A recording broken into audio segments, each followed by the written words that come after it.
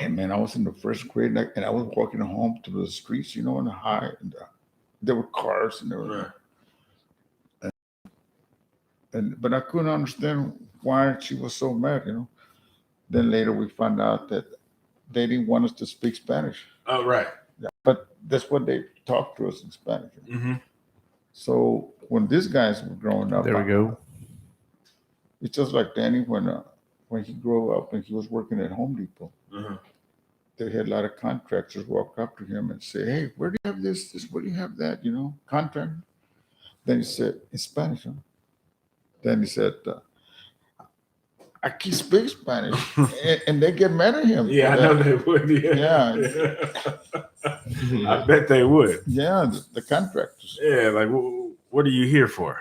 Yeah, because I couldn't speak the Spanish. They never, my family never. I mean, they didn't. We didn't. I wasn't my first language. My first language was English. So, But you understand some Spanish. yeah, I understood. I could follow. If they were asking something, but I could never have the vocabulary to speak whatever I needed to speak. See, and those people from they're painters and carpenters and cement people and bricklayers, Spanish people.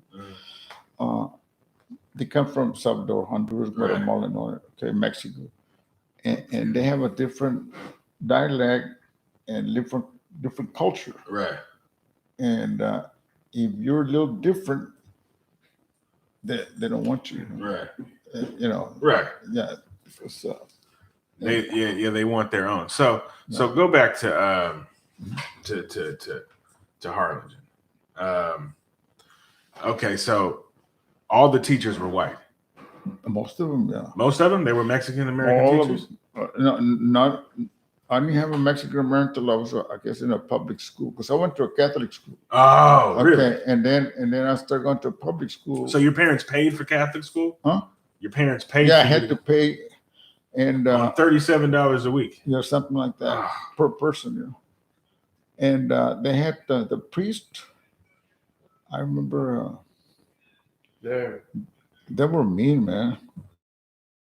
Thought that being a priest, he was gonna be, Mm-hmm. but they were mean, man. And I go to school there, and so and they would in front of the whole class, she would look at you and she'd say, "You're dumb. You're an idiot. You're dumb. You're stupid," and you'd be looking at her like that, and just be laughing at you, Oh God, she and he was. She called the kid out like that. And so anyway, as I grew up, of course, I had to go the right way, not stealing or away from dope and all that. And when I got to high school, I remember Kennedy was in 1962 or 63. He was the one with the civil rights, remember? Right. At that time in southern, southern states, but Florida, that's when they had the policemen. They didn't want the black people to educate, to go to college. Right. Birmingham and all that, Mobile, Alabama. Right. Selma, yeah. And they're going to start hitting the black people in the head and all that. So I couldn't understand why, Right. So Kennedy kind of changed it a little bit, right? Right. Okay, he made the law, civil rights, that everybody had the same rights. But for them to obey it, it's a different story. Right. They could say all they want, but the hate's still there. Right. So how segregated was it in Harlingen? How segregated was it? Did you go to school? Okay, so you did go to school with white kids, right? Like in high school, in the 60s, I was in high school, and I graduated 64, so I was in there, started like 61, right? Right. In high school. They only one black girl and one black guy. Okay. And then the rest were Spanish and then whites. The whites and the Spanish would not talk, "Hey, how you doing, buddy?" It was cafeteria, you go in there. Sometimes your mom didn't have white bread, ran out of white bread, make you a ham sandwich and mayonnaise and stuff. So my mom says, I'm gonna make you some tacos with beans and eggs or whatever. I said, no, don't. I don't want nothing, Mom. She says, why not? I said, no, I don't want nothing. You sure? I said, yeah, I don't want nothing. No lunch. So we go to the cafeteria, and some of the kids that they had lunch, they said, come on, Diego, here's a taco for you. I said, okay. We sit right there by the table. And the white kids, they're in line in the cafeteria with the tray.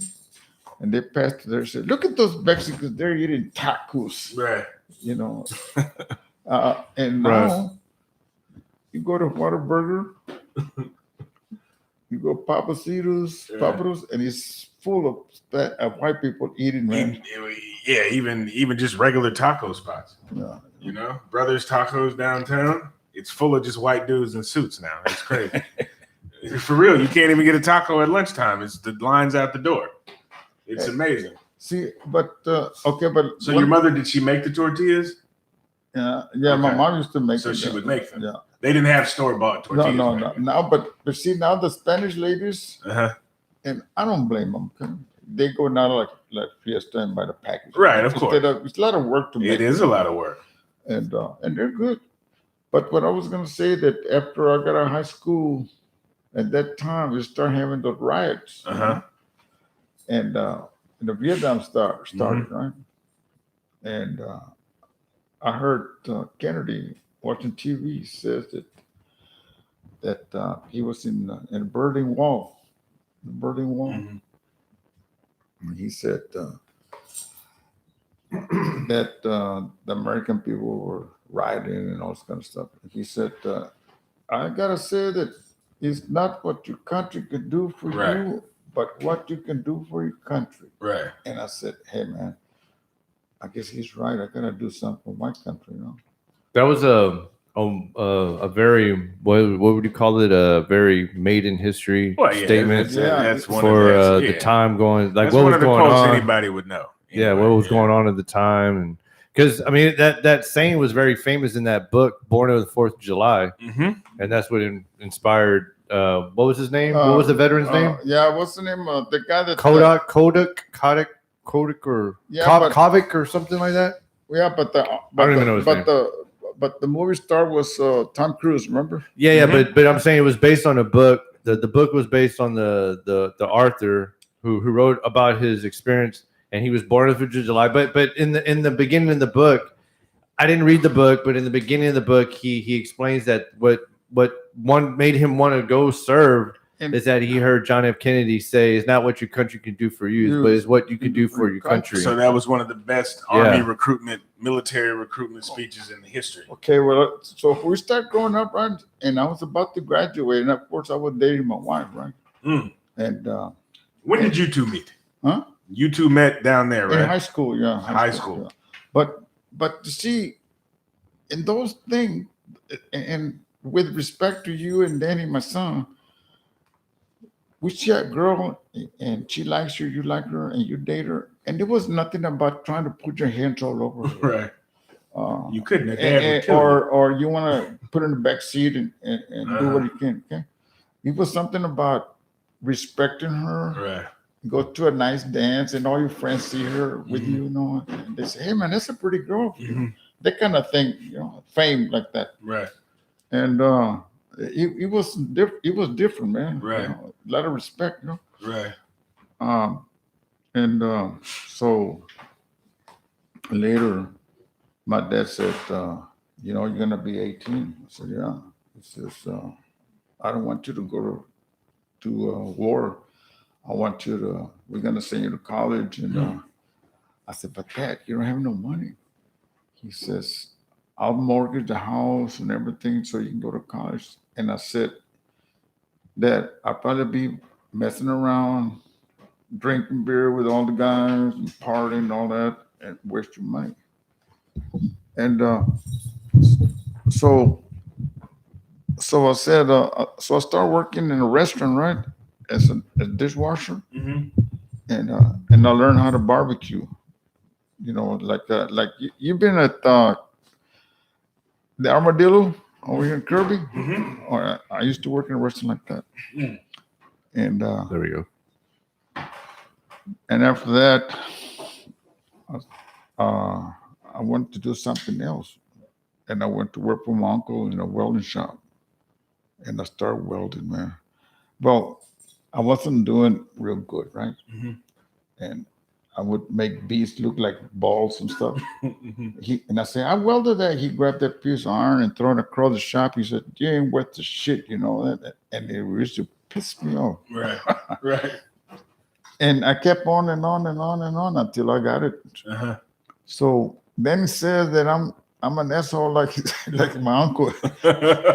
Because No, you're mean. But- You're but- you're but no. he's He's doing mean. better. Uh-huh. He. Well, he grew up in a mean environment. Well, yeah, he grew up in a rough environment, like a Yeah. very rough environment. Like, I mean, even him talking about picking the cotton and shit. Mhm. I mean, I don't think Yeah, they wanted 8, to 9 be years old. fucking at 9 years old going and picking cotton. I'm sure they would rather have been playing around or Well, doing rather than something. doing anything. well, the reason I But forgot, at a young age, they were like already like working, and then they had to go give their money to their mom and dad because that was to help pay for rent and food. Well, You'd have to no, beat but- my kids to death to get him to go. no, but look, Yeah. But look, there's no way.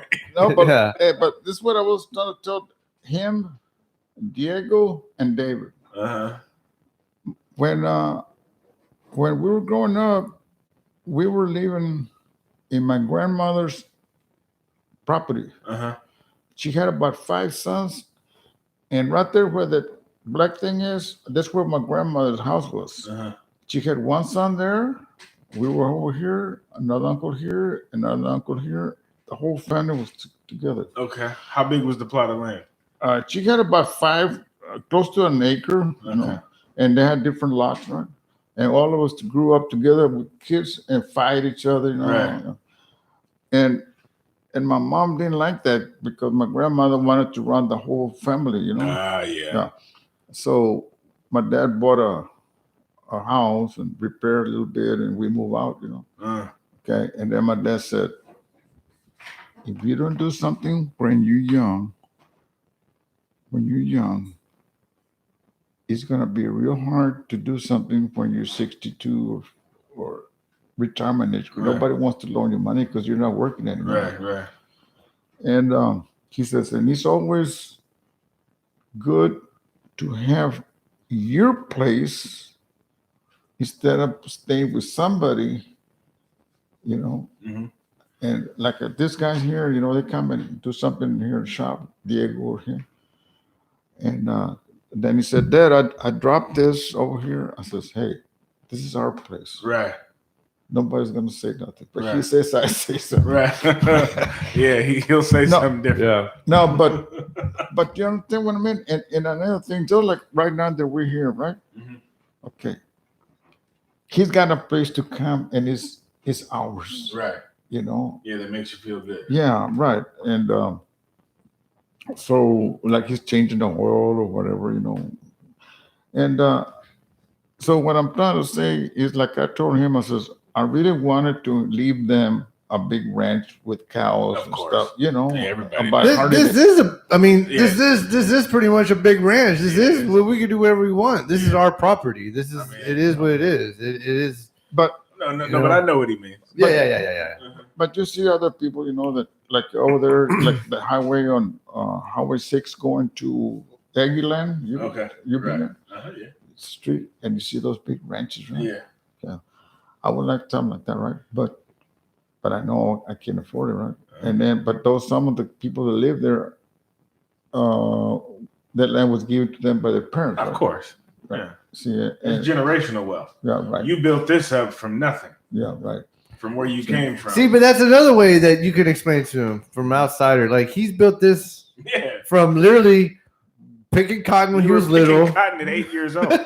picking cotton, already knowing how to work, knowing For that $1.50 knowing that he has to go put sweat time in, Yeah. and then get in return and get $1.50 at that, and then go give it to his mom and dad, and Yeah. his mom and dad are just gonna give him a quarter to No, eat you've breakfast. accomplished quite a bit. Your parents couldn't have dreamt of this.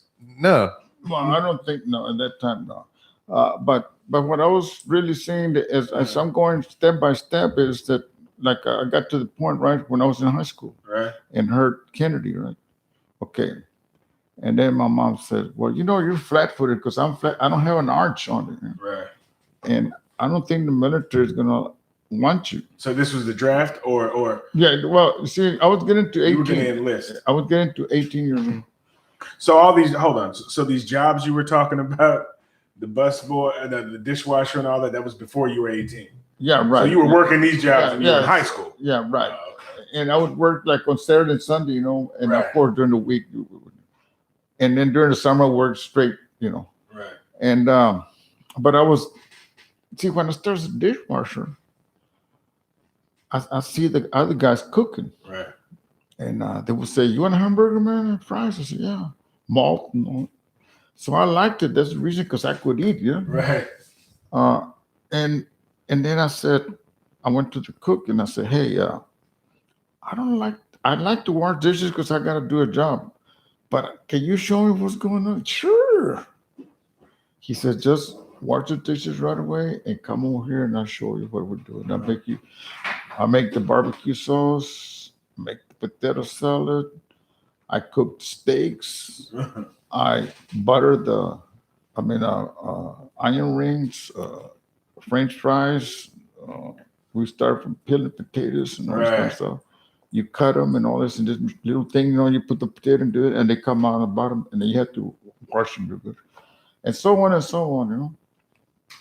And I learned, you know, and how to cook the briskets and the chicken, sausage, and fish, and flounder, and all this kind of stuff. And this was all during high school. How to bread the shrimp and all this stuff. Right. So I liked it, you know. And then I was getting age of the military. Of course, right. And my mom said, "But I don't think they're gonna take you because you're flat-footed." Who said that? My Grandma? mom said. He said, "You don't have to worry because they're not gonna take it. You're flat-footed." Right. And I said, "Okay," but I went. But to be back, I'm sorry, but like in high school, were you ever like athletic at all? Were you ever like? Well, I wanted to be like football or basketball, right? Right. But the thing about it, they had a lot of white kids. Yeah. And I would notice that the Spanish kids that wanted to learn and all that, or little league or something, they always be sitting down on the bench. The coaches wouldn't would just play them. Right. Wow. And I would say, "Well, hey, what the hell am I gonna be sitting there?" Yeah, exactly. I might as well go to work. Yeah. And then on PE, there was other Spanish guys that were good. Man. Right. They would run, and some guy throw the pass, and he would go catch it and keep on going, you know. Right. But the coach would never use him. Yeah. See, that's the problem, is that because like you went to school with the white kids, right? Yeah, right. See, and like with black people, they had separate schools.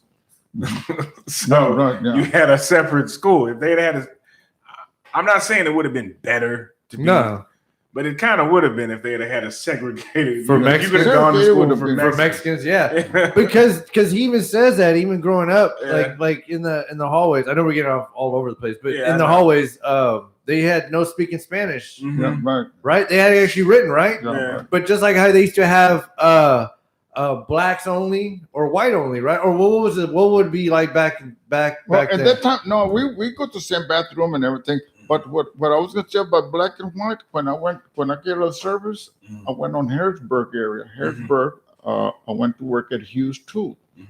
The owner was Howard Hughes, and he was a big company like General Motors. So had about 15,000 on first shift and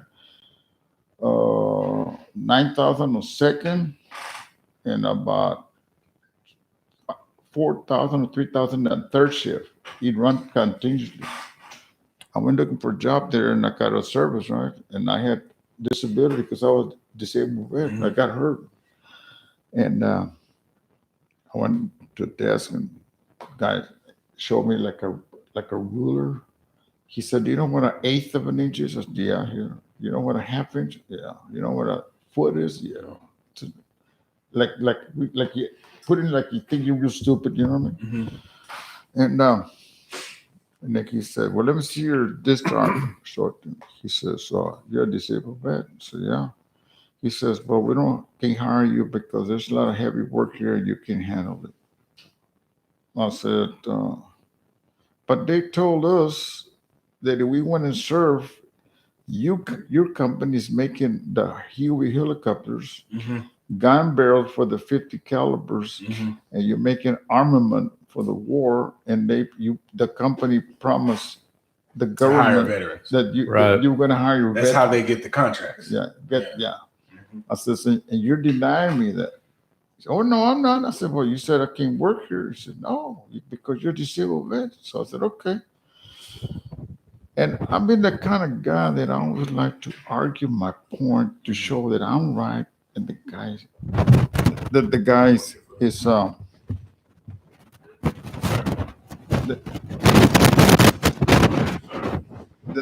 the guys. It's just that cord. Yeah, it's just that cord. But keep going. I'm sorry. See, I feel that when I'm right, I'm gonna argue the point. Okay? So I said, there's no use sitting here arguing with the guy. So I got on I bought me a Roadrunner, man. I knew when I got a service. Oh shit, it was a nice car. And I went downtown. You remember what the Coliseum was?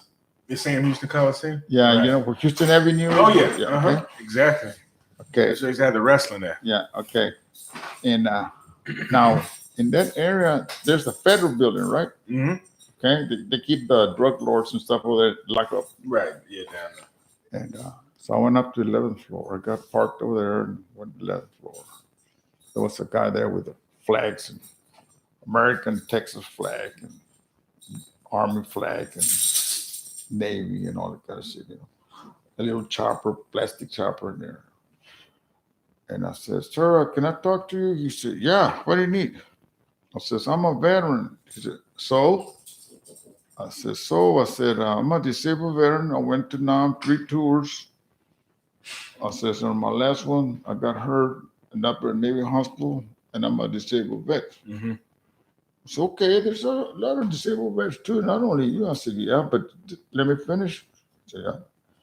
I went to Houston to apply for a job, and the guy there told me that I was a disabled vet. He couldn't hire me. Who told you that? I said, a guy named Chris Reed. He says, they have a contract with the government. They're making our armament for war, the Hueys and all this stuff, you know. And he said, he shouldn't have turned you down. I said, well, he did. He got that phone. He said, I'll take care of this. Got that phone. At that time, you know, right. The rotary phone. You know, and Mr. Reed, yes, sir. He said, this is Mr. So-and-so over here at the federal building. Yes, sir. He said, he turned one of my people down, man. He says, who? He says, Tristan. Yeah, he was here a while ago. He said, I didn't know you were going to go over there. He said, but he's a disabled vet. He said, yeah, but you see him walking. Right. He sees, he hears. He just got the wound you can see. And he said, well, send him right back. And I went back. He said, I'm very sorry. I kind of feel that if I would have taken his crap and didn't. Yeah, and didn't take it the next step, you wouldn't have had that job. Yeah, right. Yeah. So he hired me. Well, not to get back. Let's go back to 18. Yeah, let's go back. Let's go back to 18. We'll get to Houston. 18. I'm sorry, I threw him off because he was saying. No, I know. No, but he was saying we all got thrown off. I know. No, but he was saying. Well, he was saying that he was about to. He was thinking about joining. Oh yeah. Right. And then you came to Grandpa. And you told Grandpa, you were like, "Hey, so your parents were both against." Yeah, he said, "Don't go to college because they're killing." At that time, they were killing about 400 to 500, maybe 800 people a day. A day. Yeah, soldiers. And I'm sorry. What year was this now? We're talking about like 1962, 3, 4. So civil rights was going on. All that stuff. Civil rights, like black rioting, but all that shit was going on, right? But the whites were the ones that were doing all that shit in Mobile, Alabama, and Florida, and all that. They were the southern states. Well, yeah, but I'm saying there was a lot of black people that were mad. Yeah, they were pissed off. They were treating them bad. Yeah, and then they finally got fucking fed up, and then it was Vietnam, and then Vietnam was going on as well, right? So okay. So we know that there was a lot of different opinions about Vietnam. There were a lot of people, the young people. What we hear about, a lot of people were against it. No, right? But there were people who were for it. So was Harlingen conservative like that? Did most of the boys your age in Harlingen, were y'all wanting to join the army? Did y'all want to go fight? Did y'all believe in the Vietnam War? Okay, see, but let me tell you what kind of really changed the Spanish people to do that. Okay, in other words, I was patriotic, right? Okay, because when in the morning you go there, you pray on the podium, and say a pledge of allegiance, all that kind of stuff. And so I was looking at the TV news every day where all these white people, like the ones, let's say, like the lawyers, people that had money, land, they were sending kids to school, college. Right. So if you were in college, you didn't get drafted. You didn't get drafted as long as you could stay in college. And us, we didn't have no money for college, so we had no other choice but to join. Right. Plus, go fight for the.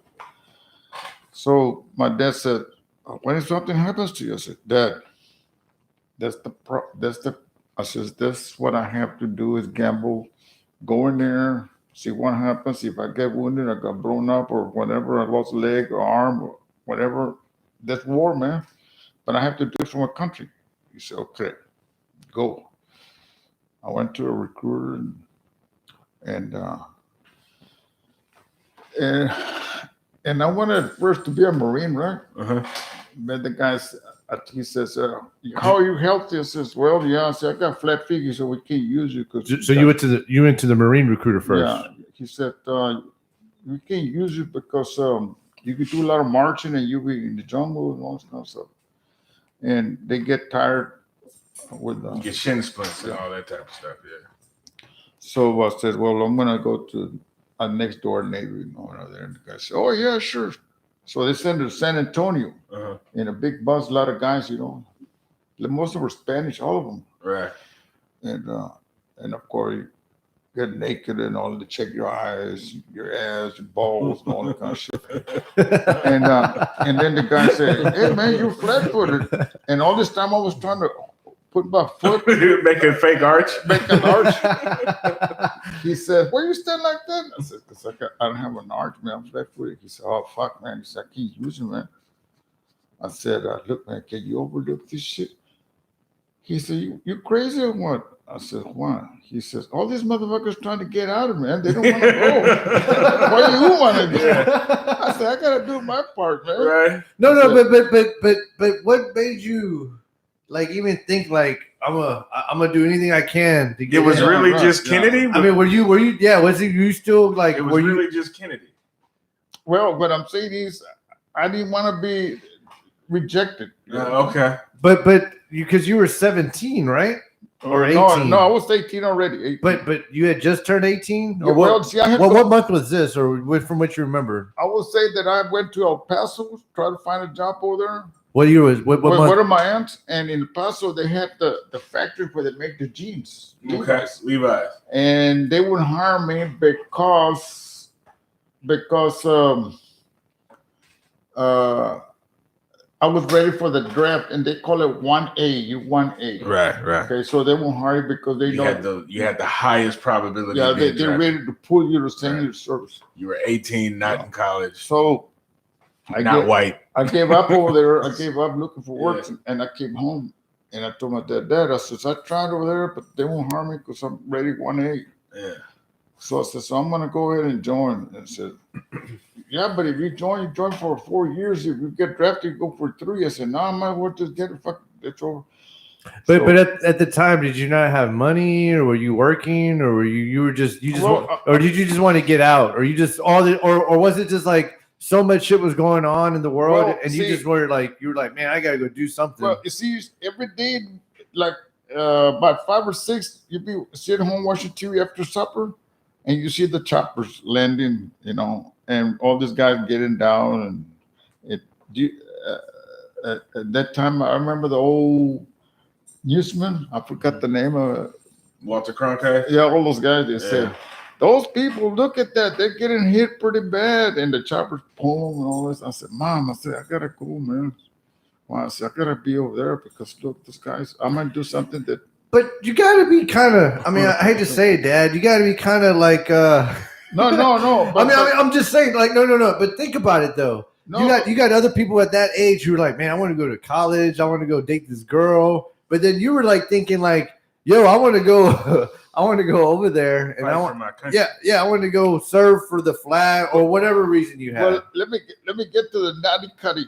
Okay, when I saw that, I said, I think I can do something over there. Right. Okay. And I said, and I know I might be a little skinny guy and all this now, but I know I got some balls, you know, and I'm gonna do something. So anyway, so I went, and then when we were there, you know, a long line of guys, he said, man, you can go home. Man. Get on that line and they send you home. I said, no. Can you overlook it? He says, hey man, you crazy? People are getting killed over there and everybody's trying to get out of the traffic. You want to go? I said, yeah, man. It's okay. You want to go? And when I got to boot camp, they had a guy yelling his ass off when we got off the bus. All right, you fucking assholes, you motherfuckers, you all assholes. I'm an ex-Marine drill sergeant, and I'm over here in the Navy side because you motherfuckers march like girls. and you motherfuckers are gonna be like Marines. Do you understand? Mm-hmm. Keep walking, everybody standing there, keep walking. Do you understand? Mm-hmm. Don't look at me like that, motherfucker. Scared the hell out of you. Yeah. No. We're gonna get to that. Or you want to hit me? No. Anyway, so I was in boot camp, right? Okay, so how did you get? Okay, so how long was it before you, when the guy overlooked the flat feet? So he just strictly did not. Yeah, he accepted me, right? And, and then once they accept you, then they got all these guys like in this little. Yeah, it's like a cow. We're like I always say, it's like remember like in boot camp, it was like we were like cows. Yeah, but just line up and they got all these guys, right? and they're in skivvies, you know, just underwear without a shirt. And then he said, "You, Marine, get your ass over there. You, Navy. You, Army. You, and Air Force. You, Coast Guard." But I don't want to be.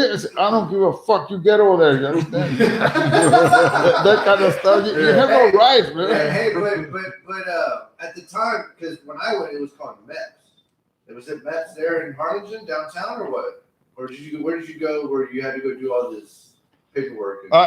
There was a tall building. Then in Harlingen, they call it the 9th floor. That's the tallest building in the whole valley. Right. And then they had the recruit office there, and I went there. It was the 9th floor, and it was the tallest building in Harlingen. Only 9th. The whole valley. Yeah, but McAllen too. But Kingsville was the tallest building. But what I'm saying is, in the whole valley, there's the tallest building. Yeah. We had the high-rise building, but it was an old one. So it was like the federal. It was like no. It was. They had doctors' offices, dental offices. Okay. But I'm saying that part of the building was designed to recruit everybody into the military. Well, right? No, the recruiter would sign you up, and then of course they send you in the bus to San Antonio, and then from there you either going to go Marine or whatever. Okay, but anyway, what I was saying is that once I ended up over there with this. No, but I was just trying to figure out where were they? They were on the 9th floor. They were like, yeah, you go Air Force, you go Navy. Okay. And then you go to the rest of the guys. Right? They're going to go to Marine base, and the other ones go to Air Force base. Air Force base in San Antonio, so they didn't go that far. But Army, either Fort Polk or all the way up to Cleveland. Yeah, they got different bases. And did you know some of the people in line with you? Did you know some of the people in line with you? Yeah, a whole bunch, and there was some from Harlingen too. Like everybody from your high school. Yeah, and then because did a lot of kids go from Harlingen? A lot of kids you knew, a lot of guys you knew. But we got separated because. But they were all in high school with you though. Huh? They were all in high school with you. You knew them by first name base. Yeah, and so anyway, when we went to boot camp, right? We had it rough with that guy, you know. Yeah. When you march, you had to click the boot like. Right. And they had a guy in the front with a flag, and it was the name of the company, you know. Like my company was 305. and you got fucking rifles with you, marching with a rifle. And then when you see a big deuce in the head with some guys on it, like soldiers, that guy run in front of the crossway there, and he put the flag like this. Yeah. And stop, the truck stopped, and then we marched through. Right. And you better not mess up on your steps either. And what happened? The guy that we had as a flag man, he fucked up. He didn't put the flag right in the truck. Almost ran over, and he got his ass whipped. Did they beat him physically? Yeah. Did he really? Hey, but this is San Diego. Yeah, San Diego. So now they don't have training in San Diego. Was this your first time out of Texas? Yeah, right. Yeah, out of Texas, You had never been to California ever. Never. How far had you been from Harlingen back then? Huh? Like, where did y'all go? Did you go to San Antonio? San Antonio and Corpus. It's about his father. But I had never stepped out of, to see the world. So.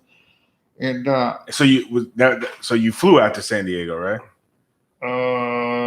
Flew from San Antonio to San Diego. First time on a plane. Yeah. What was that like? Was that scary?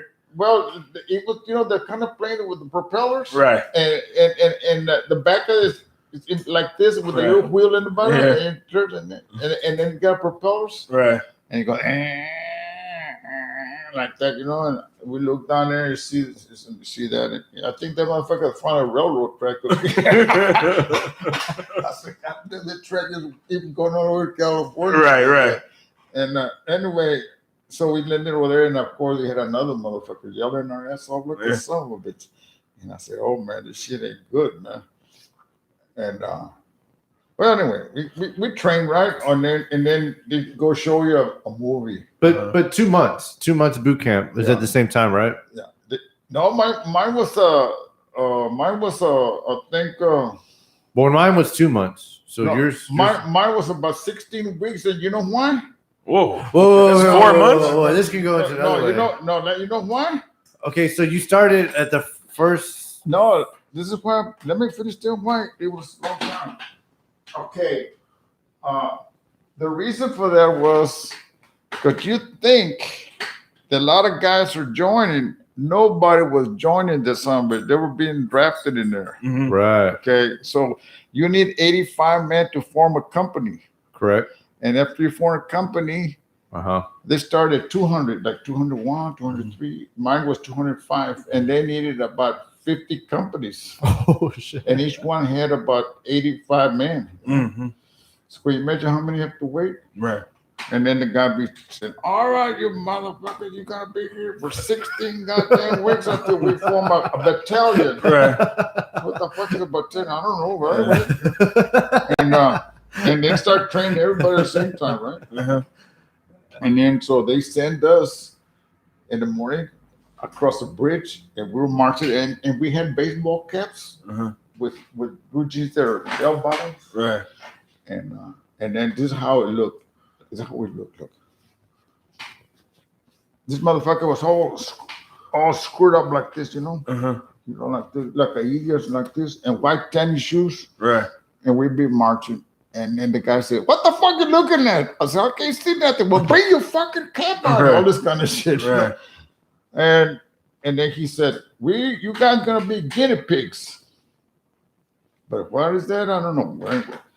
So they sent us to the dental school of the Navy Wave. We call it the rifle range. Right. Yeah. And then they said, "Number 1, open fire. And number 2, and all this shit." And then I think number 3, laying down flat, and they had a lot of guys. And then they said, "Number 3, get your fucking ass over here." I said, "Son of a bitch, I fucked up something." And then they had some more guys, right? Right. And we settled down, and he says, "All right, what's your name?" I said, "Tristan." "Diego." "All right. Have you ever shot a fucking rifle before?" I said, "Just a BB gun." He said, "Were you good? You hit the bullseyes, and that's about a fucking mile, I guess a long way, man." Right. And you hit the bullseyes. So you guys are here, or you got 20/20 vision, and you hit the bullseyes, and we want to use them for snipers. So I don't even know what the fuck a sniper is, but anyway, okay. So he said, okay, you guys gonna be going to the jungle with the Marines, and you're gonna be their snipers, and you'll be knocking the guys down that they don't know they're gonna be knocked down. You know? And I told him, I said, listen, I said, I don't know about all of this, but I don't want to shoot nobody that don't know I'm going to shoot, you know. And he says, why not? He's your fucking enemy. He's going to shoot your ass. Yeah. Yeah, I he's said, right. yeah, but I just like to see if I go to war, the guy's going to shoot me, I shoot him. You know, that's how I like. You were a warrior. Huh? You were a warrior. Well, no, you really were. I said, I want to fight. Yeah, you had an honor. I want to fight like so many guys and so many guys that fight, you know. Well, you grew up watching those war movies. But let's say you come out of your house and I'm up in the hill and shoot you. Right. You don't even know. I know. Yeah. It's not sporting. It's not. No, I know what you mean. I just kind of feel like people that go deer hunting, they got a fucking automatic rifle, and they're up in the blind, and the little deer come out there to eat grass, and the motherfucker kills them. He said, I went hunting. Motherfucker, they didn't do shit. I mean, you're right. You did. Like Jim Bowie, right? Jim Bowie used to knife and yeah, exactly. Like yeah. It was some danger to hunting then. Yeah, now you just sit there and my brother's a hunter, and he said, hey, man, you want to go deer hunting? I said, nah, man, I don't like to hurt those guys. I said, they're out there. They got a right to be alive. They're just out there eating berries. Huh? Yeah, they're just out there eating berries. You know? Yeah, we grow cows to eat them. Just do that. Yeah. There's no reason to go kill these things. Are still free. Cows are stupid. Yeah, you know, and kill something. And I used to shoot doves, go dove hunting in my hometown. And one time I hit one, you know, and fell, and she was shaking like this, and I picked it up and I looked at it, and the little head, she was having tears, man. Yeah. And I said, oh man, it had tears. I could see little drops of tears coming, you know, like she would look at me, the little head, and I could see like a little teardrop coming on here over her little face, you know.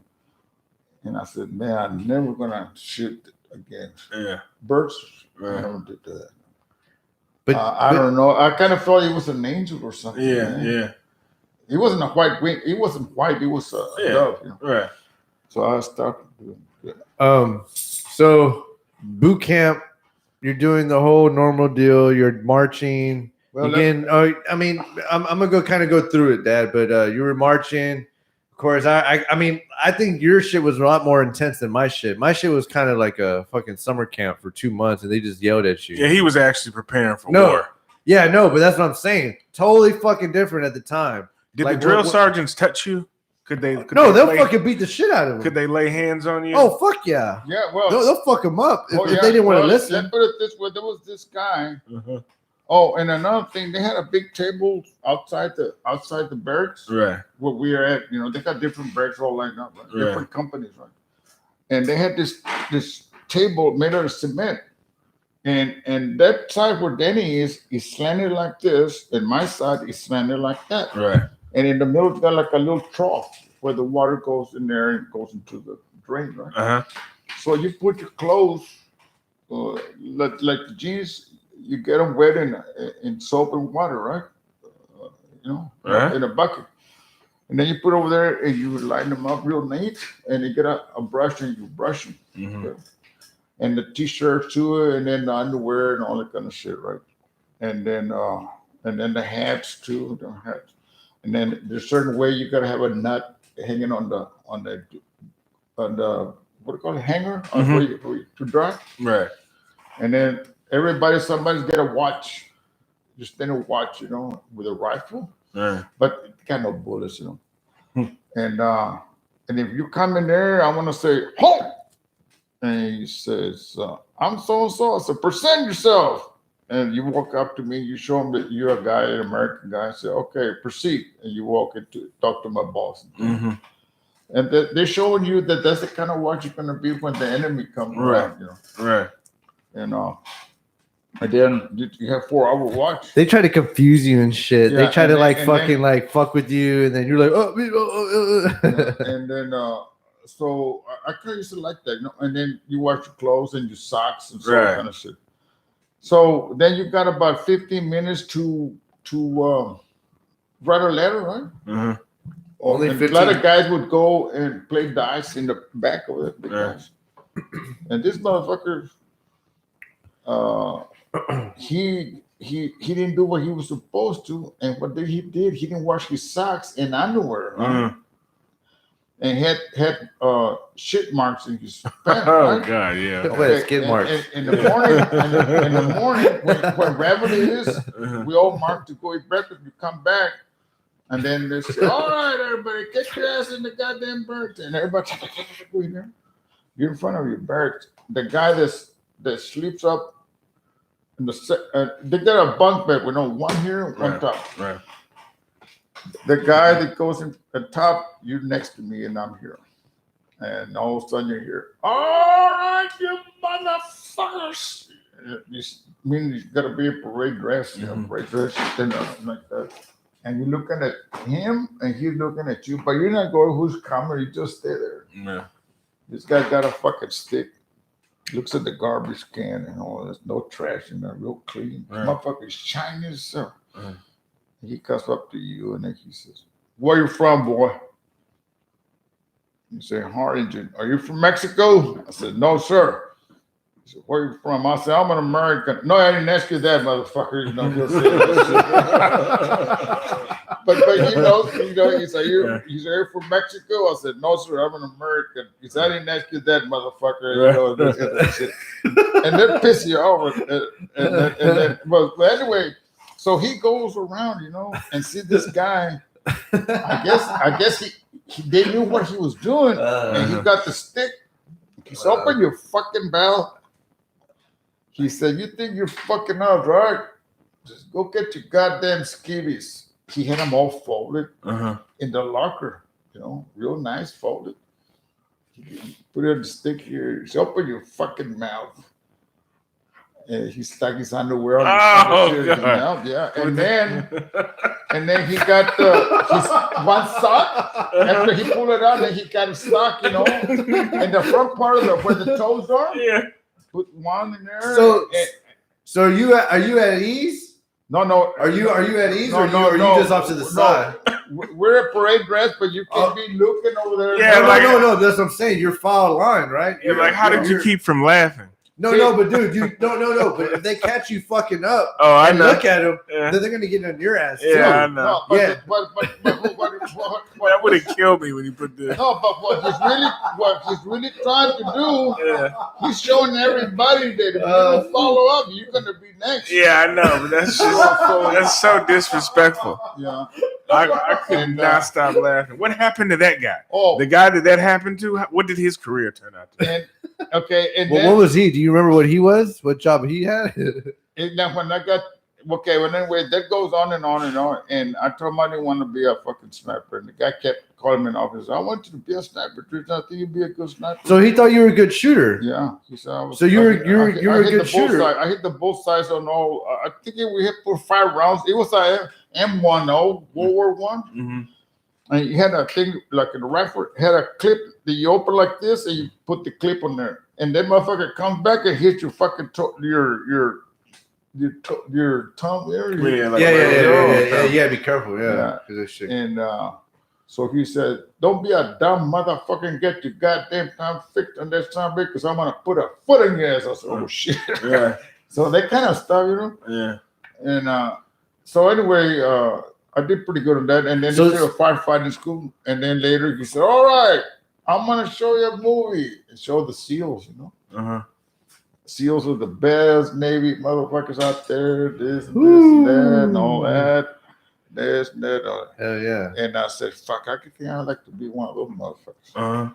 Okay, so I went with a group that wanted, and then got this diving board. Man, that motherfucker was about 30 feet high. I don't know. And you jump off of it first, you know. And then you get, and then there's a pool, Olympic pool. Right. And that motherfucker is long way, man. Right. It is long. So you swim, like that. Right. And then you go back. And then you go under. And you got to go a long way before you come up. Right. And then you go again, And then what really I didn't like, see, how can I say the word that I keep being a tight spot? Claustrophobic. Claustrophobic. Mm-hmm. He said, how many of you guys are claustrophobic? I said, what is that? He said, God damn it, you motherfucker, you don't know.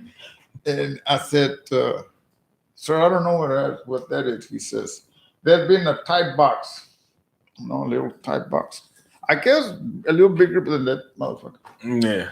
And he says, you get caught by the enemy, Korean or Vietnam, those motherfuckers, they're going to put you inside there and beat the fuck out of it until you tell them what they want to know. Yeah. And if you don't do it, you're going to shit there. You're going to shit there. You're going to piss there. And you're going to be there for a whole week. Once in a while, they take you out and you go back in there.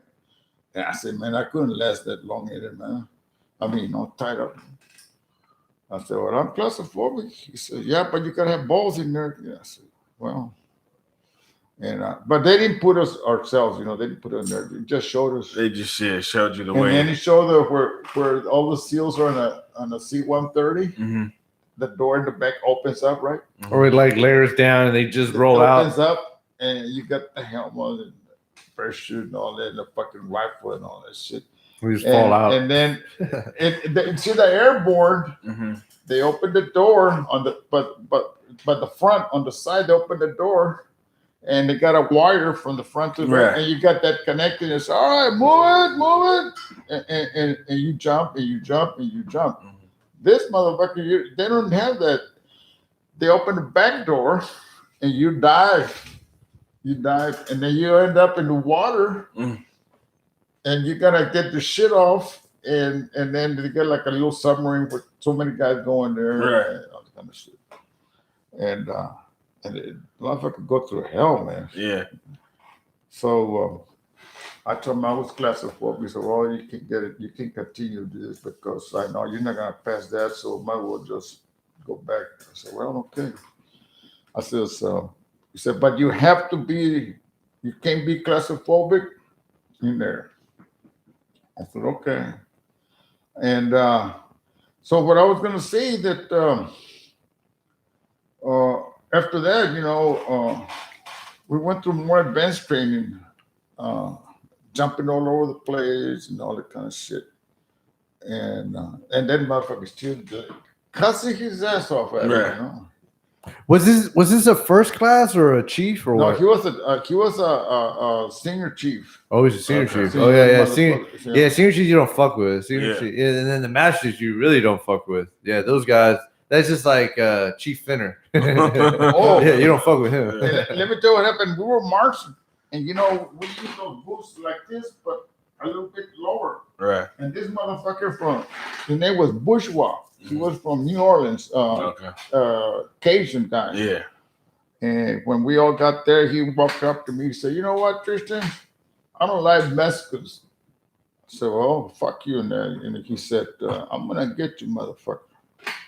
So we'd be marching, he'd be right behind me, and we'd be marching, and he would step on the back on this, and I had to do it trying to get it, and the goddamn guy that was marching us said, what the fuck's wrong with you? Get out of formation. I get out, fix my pants, and my boot and get back. Right.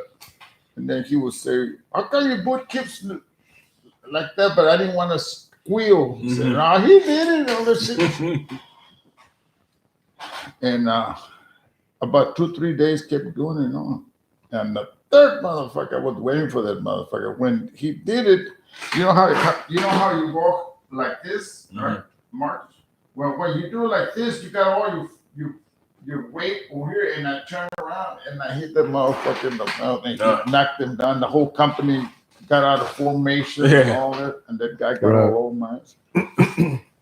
He said, I'm gonna fix your ass up, motherfucker. So, all right. So, like, you finish boot camp, obviously. You get through the bullshit. and then did they give you your orders before, or what happened with that? Or actually, did you get to pick the orders or no? No, I didn't get to pick up because what I was saying is I knew it was going to. The guy kept saying this, all of you motherfuckers on here, you all gonna go to Vietnam. So don't even think you're gonna go to Germany or you're gonna go to Florida and all that. You're gonna go to Vietnam. You're going straight to the, and then the battlefront. He said, and some of you motherfuckers are not gonna come home. Oh, they told you straight up like that, huh? Right. Wow. So I said, all right. Well, anyway. But at the time, didn't that kind of like you're there, and then of course you're already switched over. You're not free no more. You're government. But I mean, I'm just saying, like when they were yelling at you and they're telling you that, how did you feel? Did you feel did you feel like fuck? I might die. I might. No. Where the fuck are they? No, but you see what they're trying to do? They're trying to discipline you. Okay, meaning that they're the one that run the show, not you. Okay. Yeah. And then another thing, they show you that you and I and him are all brothers. Okay. Different colors, different places of the country, but we're brothers. Right. You go down, you get hit in the arm and you fall, and I'm not gonna let you stay there. I'm gonna have to put you over my shoulder and go as much as I can to safety.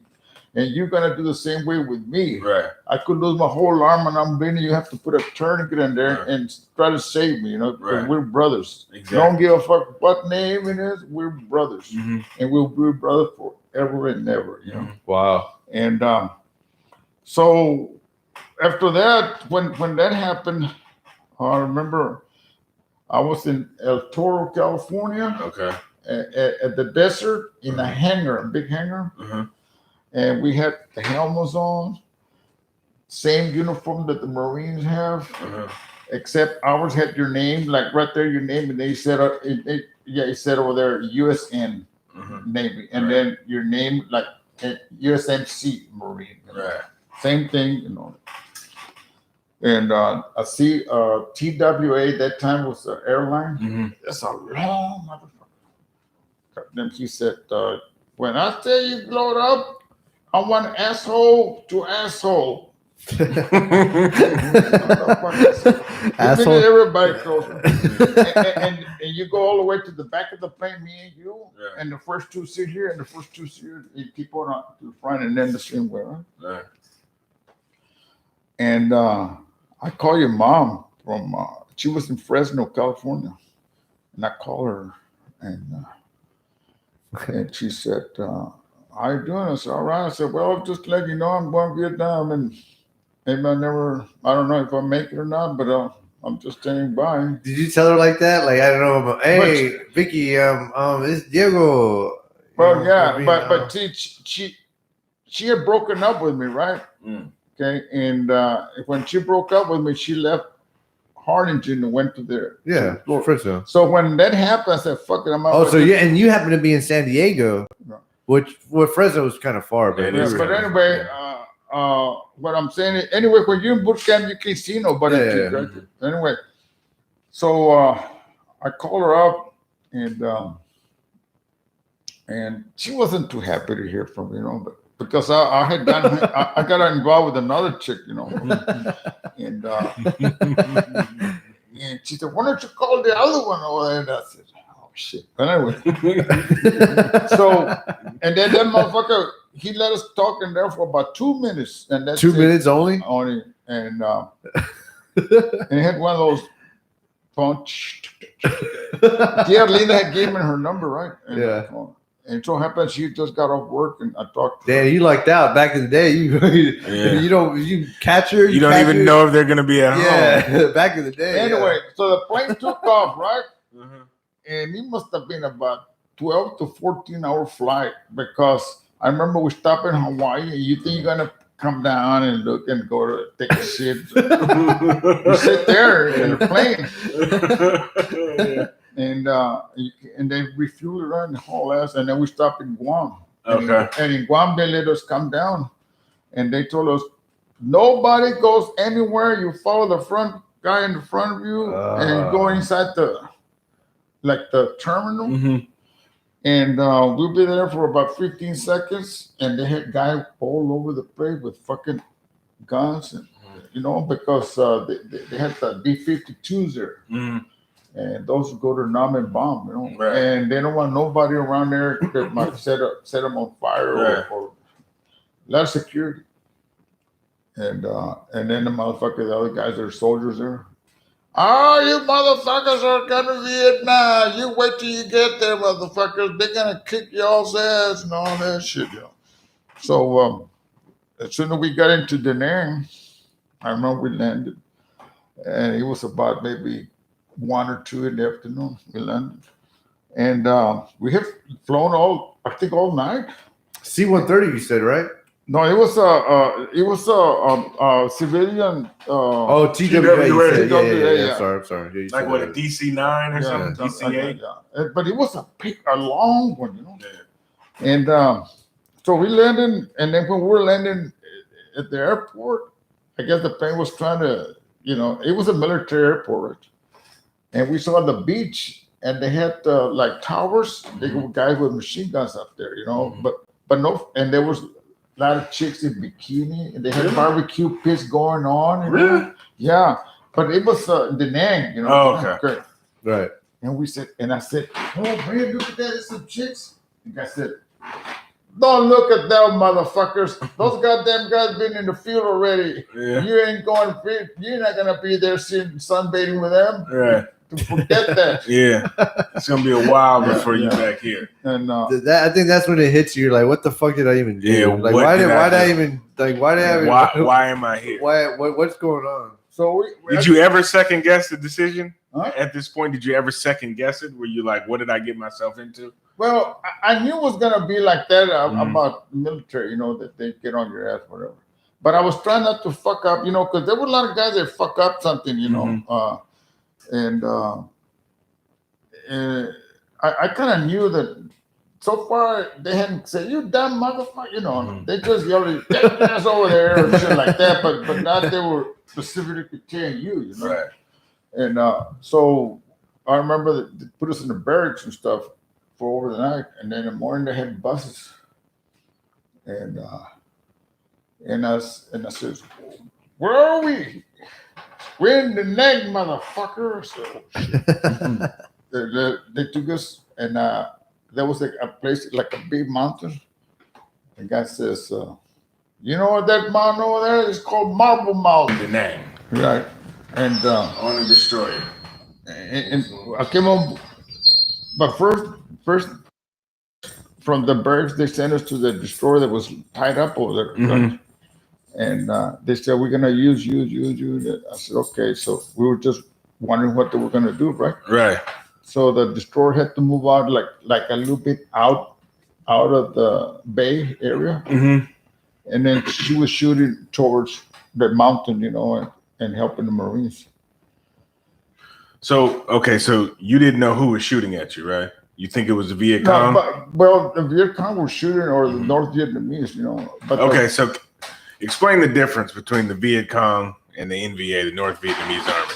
Okay, the Viet Cong, it's just like, for example, let's say right now, here's war, right? Here in Houston. Right. Okay, they got a lot of rice farmers, right? In this area. So the rice farmers were fighting with the North Vietnamese together. Right.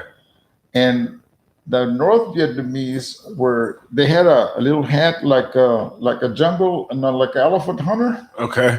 Okay. And like khakis. And khaki pants, you know. Right. And but they were well trained like our Marines. Okay. They can kick ass.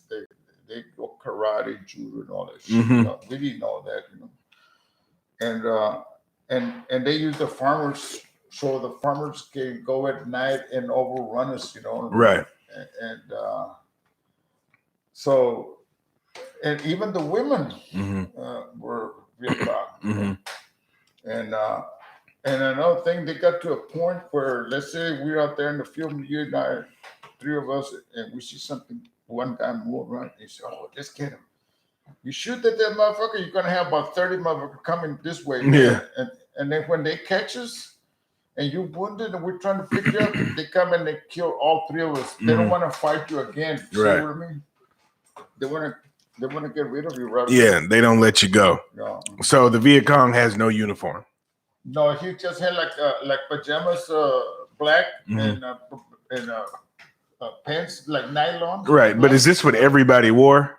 The Viet Cong. Okay, so that was like their uniform. Yeah, right. And they had a hat, like a straw hat that was pointed like this. Look, right from here, like that, with a little string. Yeah, those used for the rice paddies. Right? And they had M16. No, I mean AK-47s. Right. From the Russians. Did the NVA have AKs too?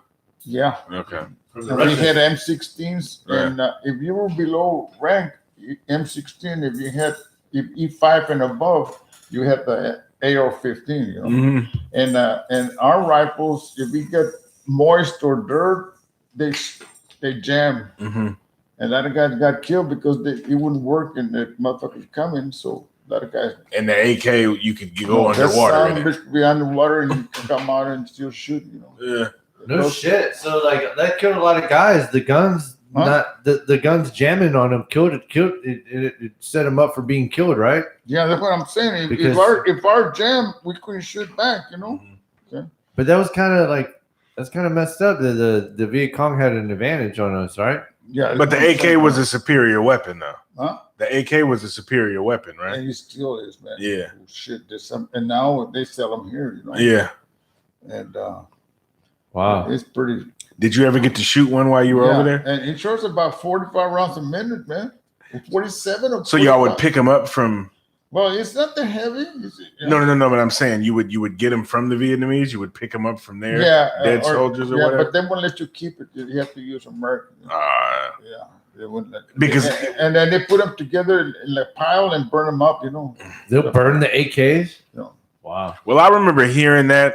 I remember hearing that on like a Discovery Channel or something where they said the reason why they didn't let them use the AKs was because the gunfire sounded different. Yeah, so if you were an American shooting it and some other Americans heard you shooting the AK, they would know and they would shoot at you. Okay, when I was on the riverboat, we went to pick up some guys, right? So we sneaking in there, and the boat reels. The motor wasn't going. It was. We got under a tree, you know, and then we heard some fire over there going. Okay, we knew that was our guys. The way it sounded. Right. But then on the other side, we got. Yeah. We knew they were the AK, so we didn't want to fuck over there, you know. Right. Yeah, no, we had to wait to try to get the guys over here, you know. Right.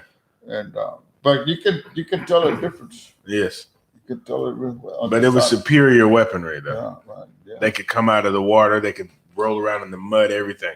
So you had to protect your weapon. Yeah, so much. right. And it was raining and muddy and all kind of shit. Okay, so you were on a destroyer, right? In an engine room. But you were designated for ship fitter. But hold on, because when before the and all that, you were in the engine room, right? Yeah, right. As a ship fitter. And then when I was in there, it was real hot, right? It's real hot like a sun. And he's got signs that says, "I'm not gonna go to hell because hell is here." You know, it's so hot. And I met this guy named from Santa Fe, California. His name was Delfidio Anaya, a Spanish guy, but they call him Herbie because he was short, you know. But he was a pretty smart guy, you know? And became friends, you know. And I know. And when and then when he became a friend, he said, "Look, dude, you just got here. You don't know nothing about the locker, where to do this, where you get the clothes washed, where you do this, where." So I want to kind of keep an eye on you, guys, okay? And don't fuck with nobody because they got some bad motherfuckers here that, you know. They'll beat you up. Well, you know what I'm saying. You gotta kind of see what's going on first before see if you fit in. You understand? Right. And we we got pretty good friends. And then one of the chiefs, like they look at the records of the guys that are coming. You understand? The new guys. And the chief went and told the guy that was in charge of me in the engine room. He said, "Hey, there's a guy named Tristan here." He said, "Yeah, he's right there." He said, "Why?" He said, I think I can use him." He said, "Oh, shit, you're going to take him away from me?" He said, "Yeah." He asked me, "Say, you're a welder?" but I was like, I had been, what do you call it? Learning, right? Okay. Yeah, but at the time, you know how to stick weld, though. Oh yeah, but not real good, you know. Yeah, you know well. And he said, "Well, I need somebody to come into my job. You know, I mean, I got 4 guys, and I need one more." And so he says, "Tomorrow," he says, "I'm gonna right there. They got a little area where you cut metal and weld it. So I'll see how you do it, and I'll weld it." So I like it. It's pretty good. And then so he got me out of the place there, hot place, and I was walking the decks, you know, and every hole that they make, I would patch it up, you know. And I liked it, you know. And then they put me in the gun mount, in the big gun mount, 5-inch gun, right? And I was put the rounds in that motherfucker. I got them. The rounds about this big, about that big, you know. You stick it in there, and then they put a powder canister in there, and then they close it, and I you boom, you know. But the biggest guns in the Navy, this one is 16 inches, like this, and that motherfucker's on a battleship.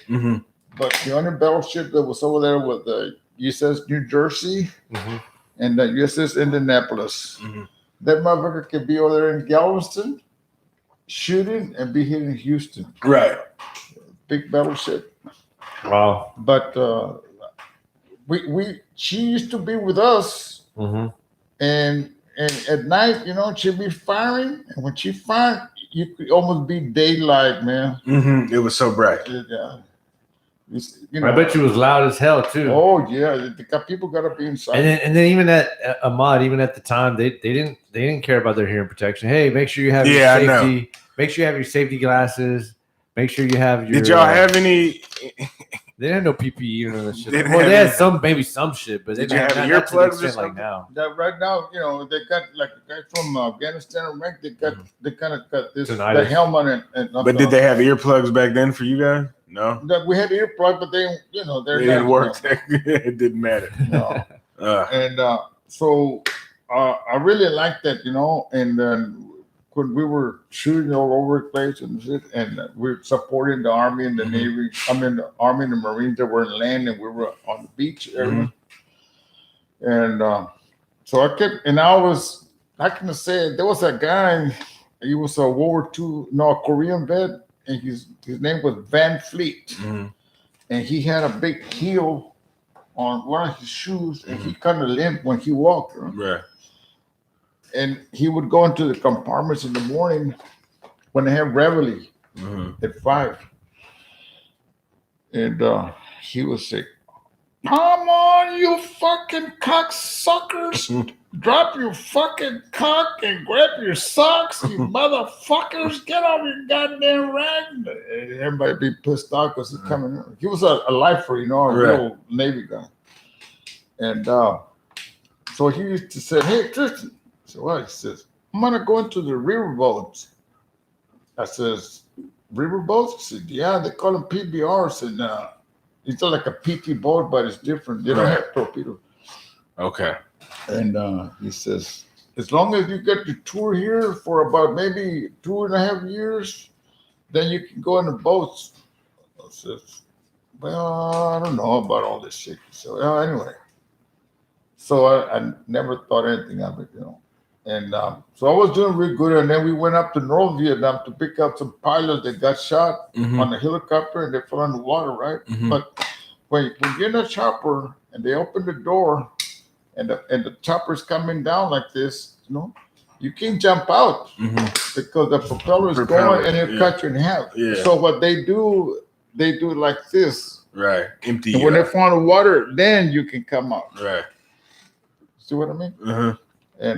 And then also the jet planes from the carrier, they go around that area and they bomb, drop bombs. You know? Right. So the North Vietnamese shoots. How can I say? Some of the guys were in the water, the Americans, and so the carrier The admiral wants those guys back because one is a helicopter pilot and he's been trained at the school. The other ones are pilots on jets. Mm-hmm. So those are real. They're valuable. Yeah, and the Viet Cong want them. Mm-hmm. They want to put them on the Hanoi hotel, right, and beat the fuck out of them and everything. And then by the time they got there, they lose their mind or they can't use them anymore. You know? Right.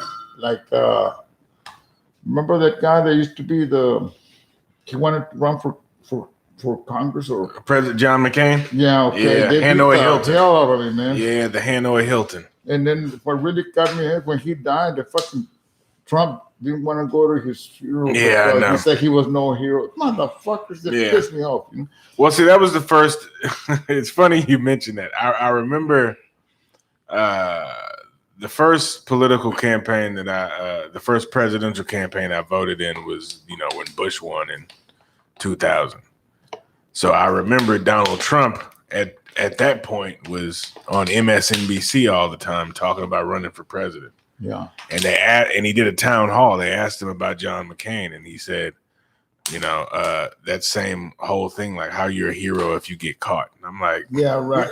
You didn't even go. Like, yeah. This man, and John McCain could have left, right? Well, he could have been exchanged because his dad was an admiral. But he wanted to. But he stayed because he didn't want to leave those guys. Yeah. How can you talk about a guy like that? Yeah, that's pretty bad. Whether you're against the war or not, you got to respect that. Yeah, the guy, he did his time. He sure. I mean, you can't even talk against that. He stayed in captivity as a prisoner of war when he didn't have to. His dad was an admiral. President Trump did never go through anything. They would have traded him for some Vietnamese guys. Bring it down a little bit. Yeah, it's a little loud. No, but what I was gonna say too, that you remember when McCain died, he was gonna be. Oh yeah, on his funeral. I remember. Arlington, that's the base, National Cemetery. Funeral. The National Cemetery. National Cemetery, where the heroes and all that. Okay. Is that a little better? Yeah. And anyway, when he was going to be buried there, he didn't want to go to his funeral. I remember. Second thing, he said, and then he also not too long ago before he came out of the office, right? I'm talking about Trump. Right. He went on the day they have the landing of Omaha Beach, right, and the landing of there was another beach too, about two beaches, right. Normandy. When you go there, they have fields and fields of white crosses where Americans are buried. Yeah, right. And he went over there to see he was in the chopper, Trump, and he landed and he was kind of drizzling a little bit. Right. And so he said he was not going to go there, but he was going to get wet in the rain, right? Mm-hmm. And then he made the comment that said that anybody who dies in war is a loser, right? And if you get caught, you're an idiot because you got caught. Yeah. I'm not fucking you say when there's a whole bunch of motherfuckers around you. What are you gonna do? Right. Yeah. What are you gonna do? if let's say we're three here and you got 30 guys out there pointing out with rifles and if you don't want to give up, we're gonna cut you in half. Right. So you want to live? I want to live, and you say, well, we gotta put our weapons down because it's no use trying to fight 30. No use. And you want to live, and now they're gonna give us hell. They're gonna beat the fuck out of us and all that. But you know what I'm saying? I know exactly. What you have to make the right decision, right? You do. You got to make the best decision for you in the moment. Okay, so I kind of felt that if he had no experience in the military, how you could should you shut say up. That? Yeah, you shouldn't talk about any of that. And there was a lot of young wives that their husband got killed in Afghanistan and Iraq, and they were pissed. Very pissed. Yeah, a bunch of families were. Yeah, because they say, how can you do that when they go out there trying to keep our country free and they die? And I mean, it's just not. It's just not anything you can that you should speak like. Well, yeah, you can talk about whether the war was right, whether you thought it was okay, whether you liked the war, or anything like that, but you cannot. I mean, I just I didn't agree with John McCain on a lot of stuff politically. Well, yeah, right. But that thing there, what he did in Vietnam, and I don't even know how I feel about Vietnam in the history. I mean, I kind of do. Hotel Hilton. Yeah, the Hanoi Hilton. Yeah. I mean, that's where they took. Do you know any? I mean, I'm sure you know some POWs, of course. Right. With your veterans. And they beat the hell out of them, man. Yeah. Yeah, they don't feed you shit. They just feed you rice. They give you just rice and nothing. Rice and maybe water. Maybe not even clean water. Water's got those what do you call those bugs going? Yeah, you get malaria. And then you probably be shitting diarrhea. And then you try to sleep, and then they come and knock on your fucking door, get you out, beat the fuck out of you, and then bring you back and throw you back in there and all that. So how long before you started patrolling the river? Oh, well, okay. After that, when I'm sitting there where I was at, then I came a welder, right? Then when we go and shoot and they shoot us back and they hit us, me and my chief and all that, we'll be repairing the hose, right? And then we went to North Vietnam, above the DMZ. DMZ is north and south. We went way up there, right? But we didn't know where we're going, right? They announced that we're going to go into High Point Harbor, like coming to Galveston, right? Okay, into the bay, you know. But of course, there's no bridge. It's not like over here, all the sea, you know. It's just jungle around. So the carrier sends the planes to bomb that area, right? In North Vietnam, and when they hit the shrapnel hits the engines of the turbines of the jets, start smoking and all this shit. So the admiral don't want the plane to come back and try to land back in the carrier because they got a lot of planes lined up over there on both sides, and if he comes and wrecks, he's gonna have a big mess. So they rather for them to ditch, and what they do, they push the button, they pop them out of there, and they land in water, and then the fucking Vietnamese gets them. Right? Oh, okay, and so we went in there on March 17th. As a matter of fact, not too long ago, right? Yeah, March 17th. Yeah, it was St. Patrick's Day. That was my day. But what year? March 17th, 1967. So 19. Yeah, it was just a few days ago. So we went in there. Well, St. Patrick's Day. And I was in Gunmount 51, and we went in there, and it was real quiet, you know. And we could see the pilots. It was kind of cloudy, but I could see him, you know, because I was outside the gunmount. We were not shooting yet. Nobody was shooting or nothing. Right? We went in there, and it was how can I say? We see that because they got an orange life jacket, right? So you could see it. And we're getting closer, and then we had another boat come around, a river boat, and so they said, Tristan, and so guys, you know, about 6 of us. It's like, muster on the quarterdeck. And we mustered, right. And they said, okay, you guys go on the boat over there. You motherfucker get in the front on the gun barrel. I said, oh shit, okay. And he said, so you going in there? I said, okay. And I go pick them up. So we're hauling this in that boat, right? And I see him waving, hey, like that, you know. And we see another boat coming, but it was a North Vietnamese. But we didn't have no big guns to hit them, you know. So the ship started getting pounded from shore. And so we were going, and then we got orders to abandon the rescue. You know, I had a phone, the big phone like this, square. He says, what did they say? Like, abandon rescue. Abandon the rescue, abandon the rescue. You got to do your band, abandon the rescue. And the guys were getting close. I would say they were like maybe,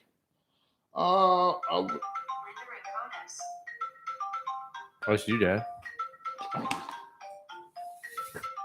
They got to get on my ass, but your mom. I know, she's probably telling you to go home. Yeah. Hello. Hello. Yeah, hold on.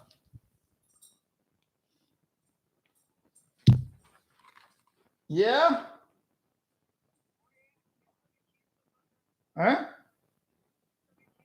Yeah, no, listen. The reason que me quedé aquí porque en la mañana tuve que ir para atrás al hospital, and then I was late. I mean, getting all my shit together. And then I was leaving, and Danny me dijo a mí que me fuera en la mañana. It was a little rough. Hold on. But I was gonna say we can even continue another episode. Bring them on. Whatever you want to do, it's perfect. Yeah, I mean, but we got a good material. We got a lot of good material. How long you? Yeah. No, man. But yeah, Don't get la misa. No, I got all my I got everything together in my truck. Nomás que cuando yo me well, it just goes to show what my mom is still in the picture. Me paré del He's a married man. Daddy. Dijo, Dad, I don't want you. Why don't you go to bed? She actually sent a text and corrected what he had said earlier about the whole Fresno thing. Yeah. Yeah, the whole Fresno. Yeah, and she had to correct that. A las 3 de la mañana. She sent a message. She sent a message saying no. There was, I don't know. Apparently, there's a different story to that, so I don't know. Yeah. Hold on, she saw it. Yeah, she's watching it. She's watching it. I'm okay. I didn't know that. You told her to watch? Yeah, I told her to watch. Yeah, I sent it to a bunch of people too. Okay. Did you? Huh? I haven't yet. Well, okay. Put this back right. I'm gonna post it though. I didn't even think of that.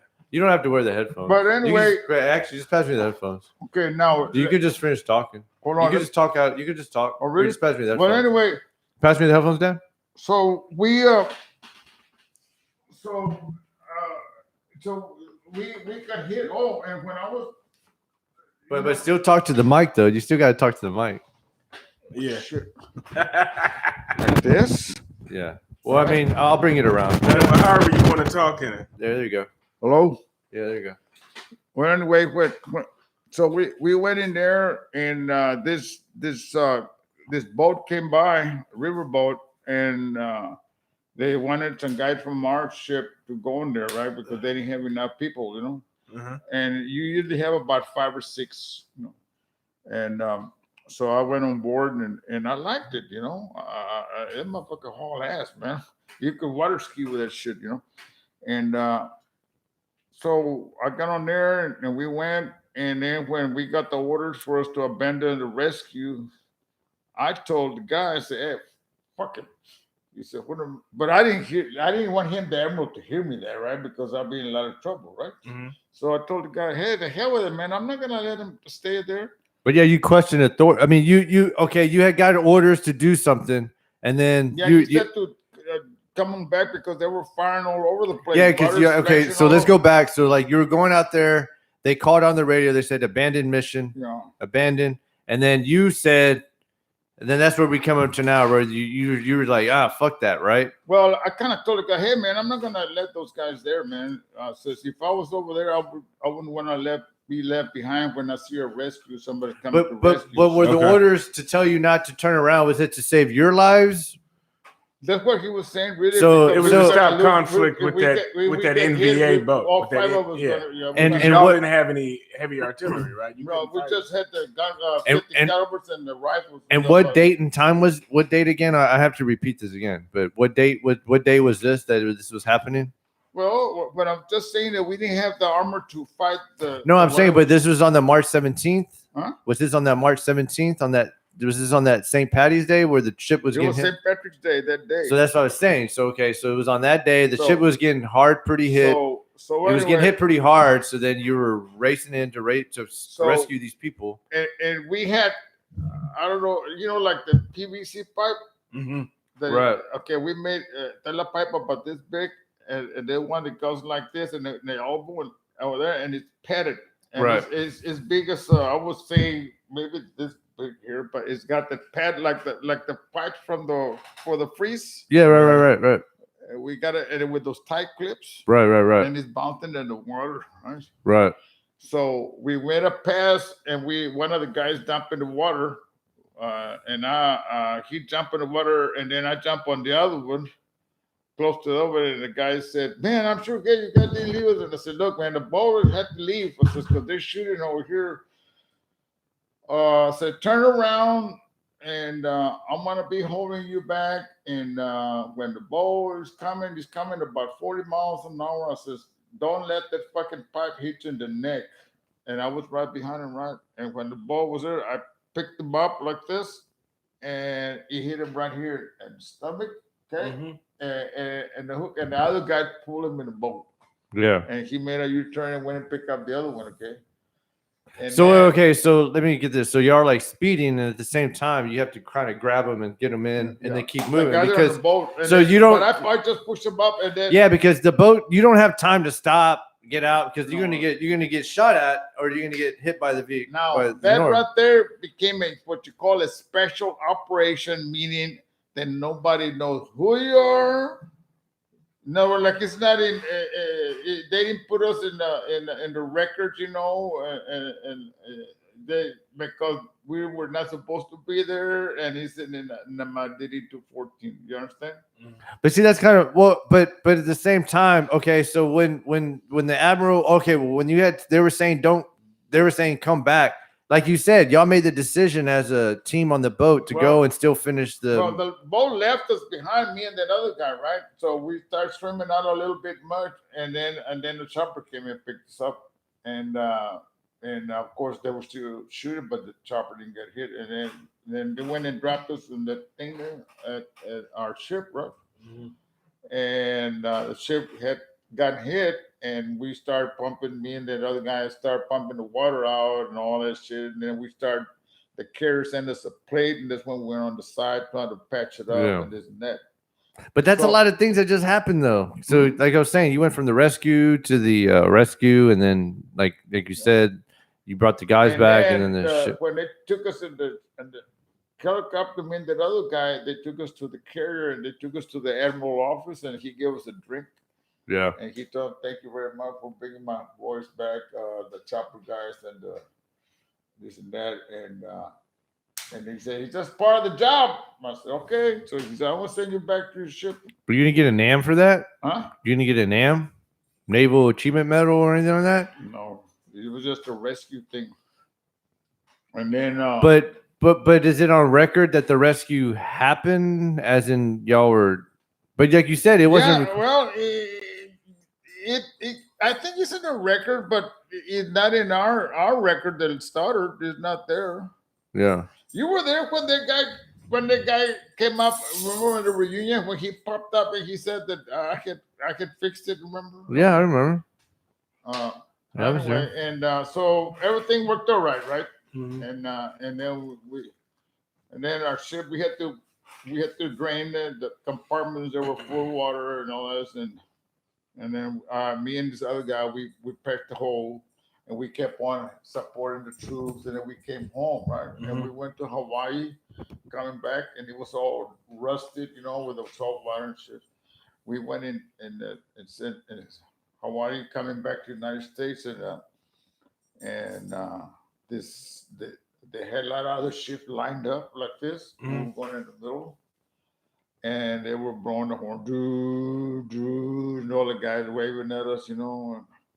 So we parked on a pier, and then this Cadillac came over with a like a flag on the hood, mm-hmm. on the side of the fenders, and the Cadillac, the American flag. Yeah, no, it was a blue flag, you know, with 5 stars. I mean, no, 4 stars. That it was like a 4-star. It's like an American general, but it's a Navy admiral. Okay, real high. And he came on board, and he told them that we and they brought a big board.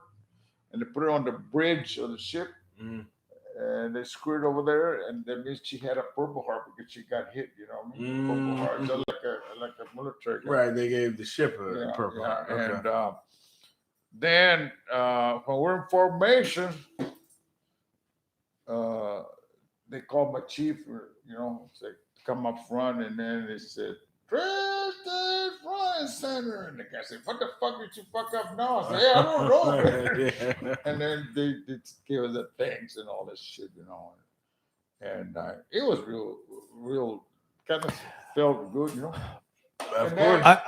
But I want him. I mean, I think you should like kind of like go down into the details of what because I want to know more about that story, like specific details. Well, and I know right now we're just kind of just generally introducing you on the podcast, but I would like to bring you back on so then you can go more into detail, like go back and kind of like rethink exactly, because I think that's a pretty crazy story.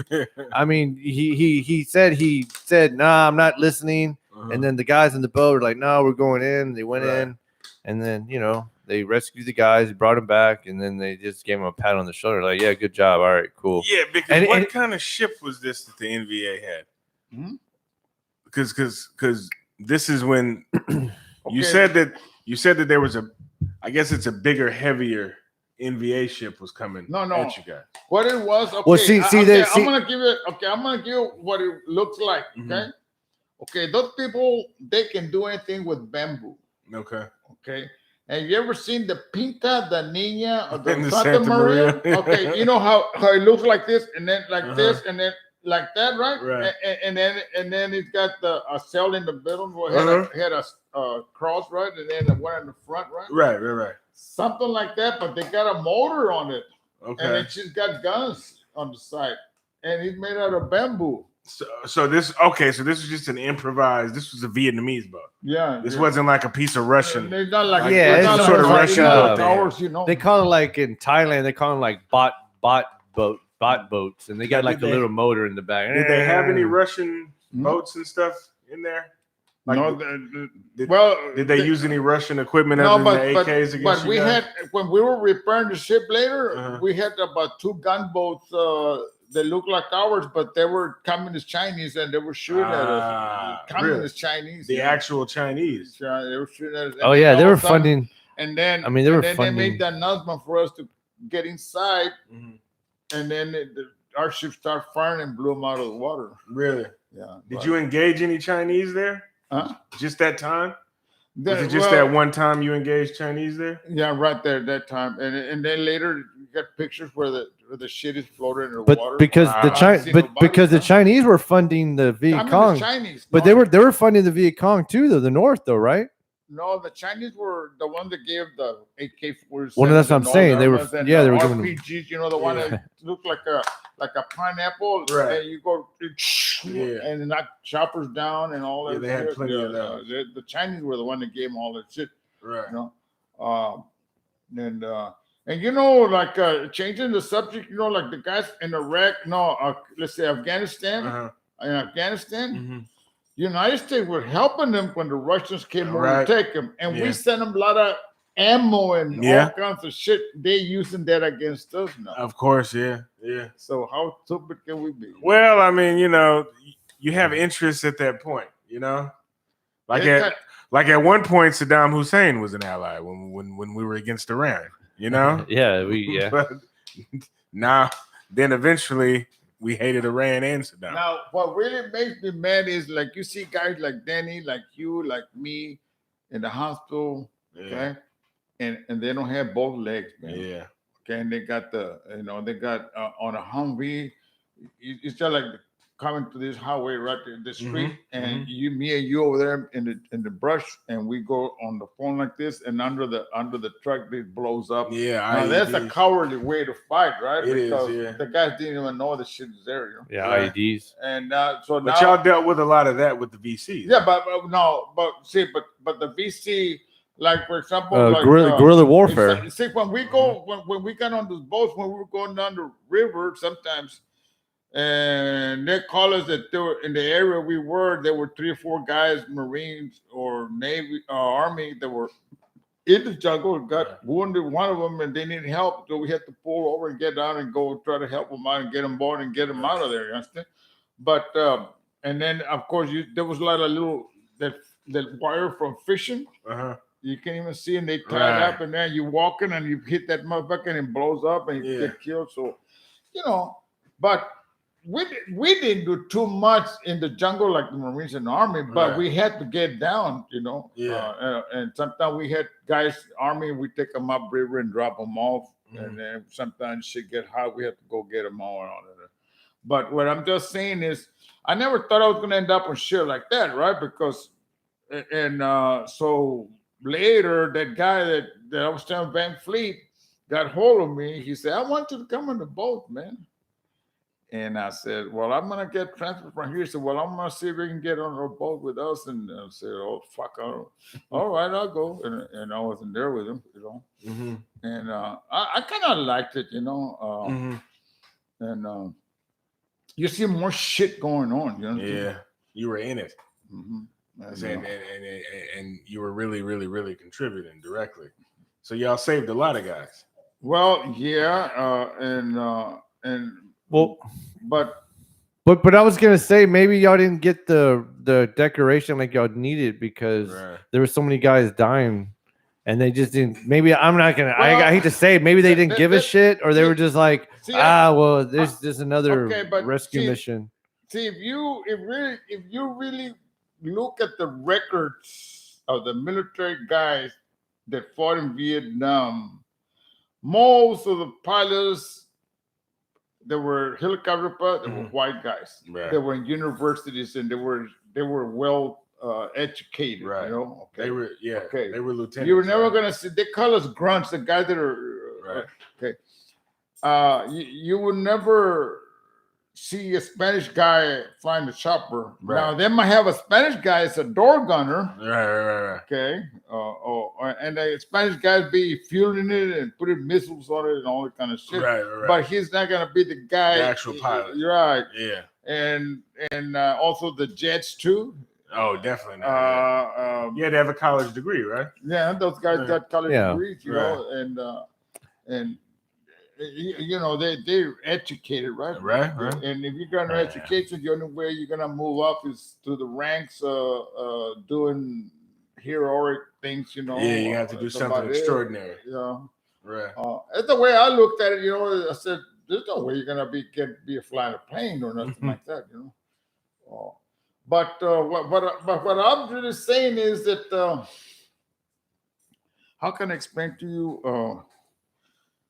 When I went there, I went on the boat. I really liked it. I liked that motherfucker. And but then later they have what you call. Okay, let's see. How can I explain to you? The boats? Some of them got old, and they brought a new kind. Right. Okay? And the one we had propellers and had a diesel engine. As a matter of fact, it was an engine like the truck, Cummins, like my truck. Yeah. Cummins. Yeah. Cummins, okay. And you haul ass, right, with the propellers. Now you pull on the side of the river, and they got a lot of seaweed or water, weed in the river, right? And you get under propellers, and then you try to haul ass because they got all that seaweed on the propellers, right? So the fucking E6 guy was telling, you know what, I gotta do it, Chris. And I said, oh fuck, I don't want to go over the side, motherfucker. There's big snakes in there. He said, I don't give a fuck. You go down there, but of course he wasn't on. He was off. You ever gone there with a bayonet and cut it off.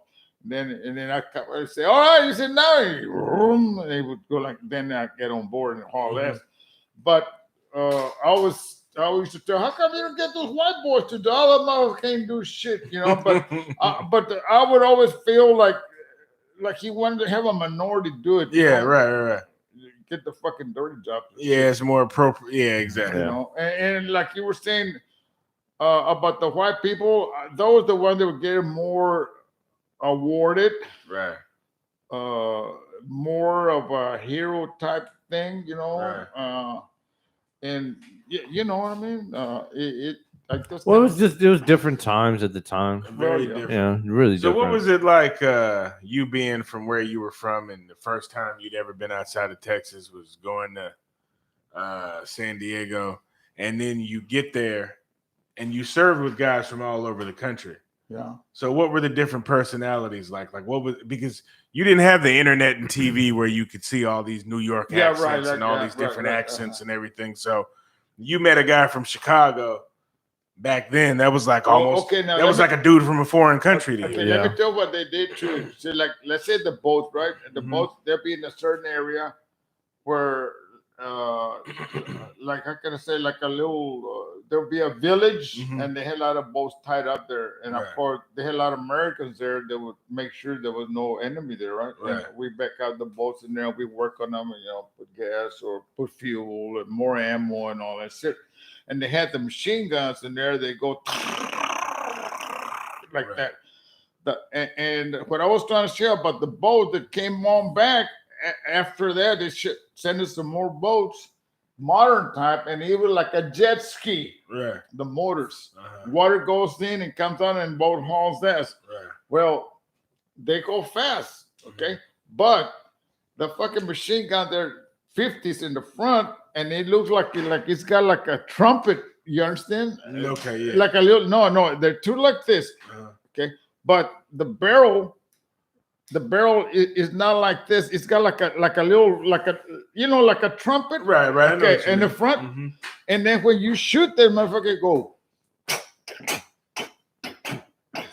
like it's back in this, And I didn't like that motherfucker because he he's not doing like the other one. Right. Now they got the one that, like in his area, like his time, they go. Right. Yeah. You see, that's modern shit, all this computer shit, And when we were there, we had that one that go. Right. And I didn't like, but it take forever. I mean, to fire the motherfuckers. You understand? Yeah. So what rivers were y'all on? We were in the Nang, Uh-huh. and Saigon River, Uh-huh. and the Mecca Delta, and Chulai, and I don't know.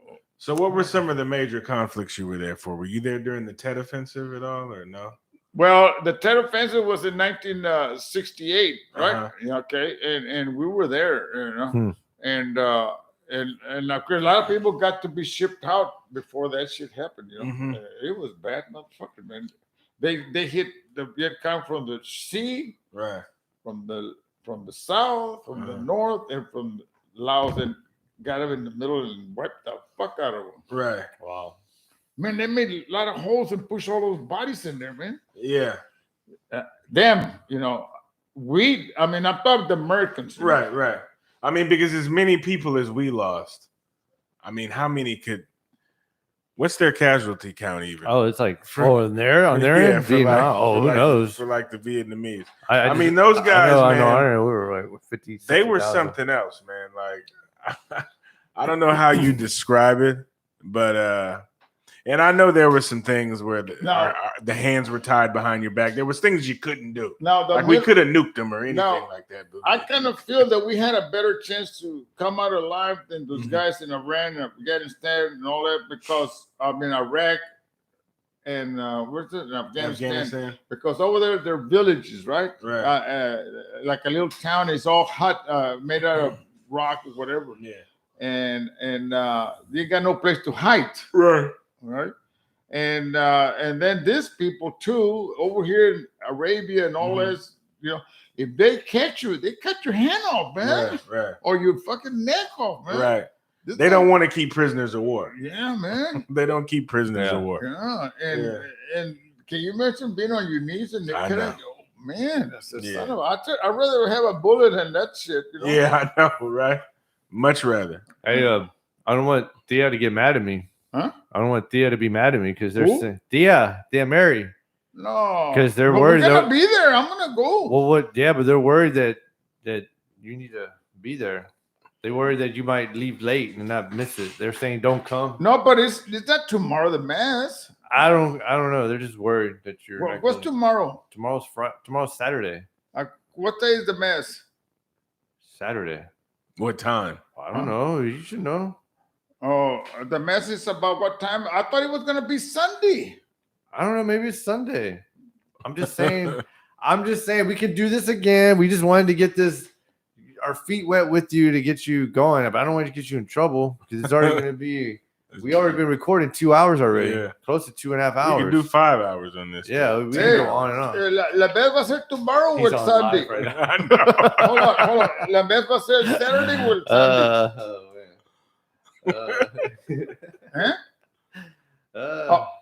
What time? Oh, las 4 de la tarde. Okay, I'll be there. Yeah. All right. But he still needs to go there. Well, he does. I know. We'll put because he needs to get some sleep. Yeah. Because he needs to get out of here by like 4, right, 4, 5, yeah. 6. Yeah, 4 o'clock. All right, man. Well, no, but and another thing, I had always made up my mind that I didn't want to tell my mom, my dad. They knew I was in Vietnam, but I didn't want to tell them what I was doing, where I was, and none of that shit. You know. You talked to him on the phone though. No, at that time we couldn't. Yeah, I know. Yeah, right. It's not so like, what? see, So like, you like wrote Danny, letters. like Danny used to call from the carrier because they all this modern stuff. Yeah, I know. There's no way. We had satellite phones. Yeah, what am I thinking? Yeah. Satellite phones just call. I'm gonna tell something else that I kind of feel bad too about. Let's say you got a chick, right, in high school. Mm-hmm. You went around with her and all this stuff, right? Look, there's anyway, and okay, so you're out there. You see guys get killed, guys blown up, and all that, and all this kind of shit, right? And then, like when we were going to boat, the chopper come, American chopper, and he goes 2 times, and we say, Melco, you know, and the chopper already knows that the enemy's not around, you know, and he'll go there like this in the boat, you know, the boat like this, and the chopper's over there, he goes like that, and you see a cable come down, you know, and I'll have to put rubber gloves and see a bag, you know. And you say, man, I hope my chick right with man, you know, and all this kind of stuff. Well, you have a letter from your mom and dad, right? Right. And because the letters come, it's got a PO in San Francisco, and then from there, it goes to a carrier in the area you are, and the carrier sends the chopper to take them to the guys out, Marines and in the field, jungle, and whatever. And all of a sudden, you know, like you get this where he says, well, how you doing? I hope you're doing all right. And then she says, I hate to tell you this, but I've been going to school. I went to, I'm just giving an example.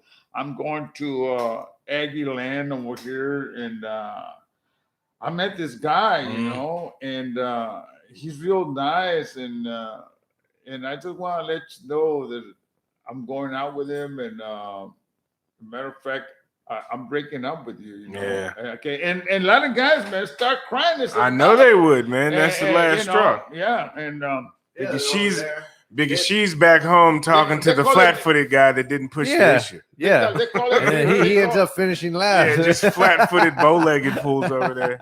Yeah, they call that Dear John, you know? Yeah, Dear John. I said, man.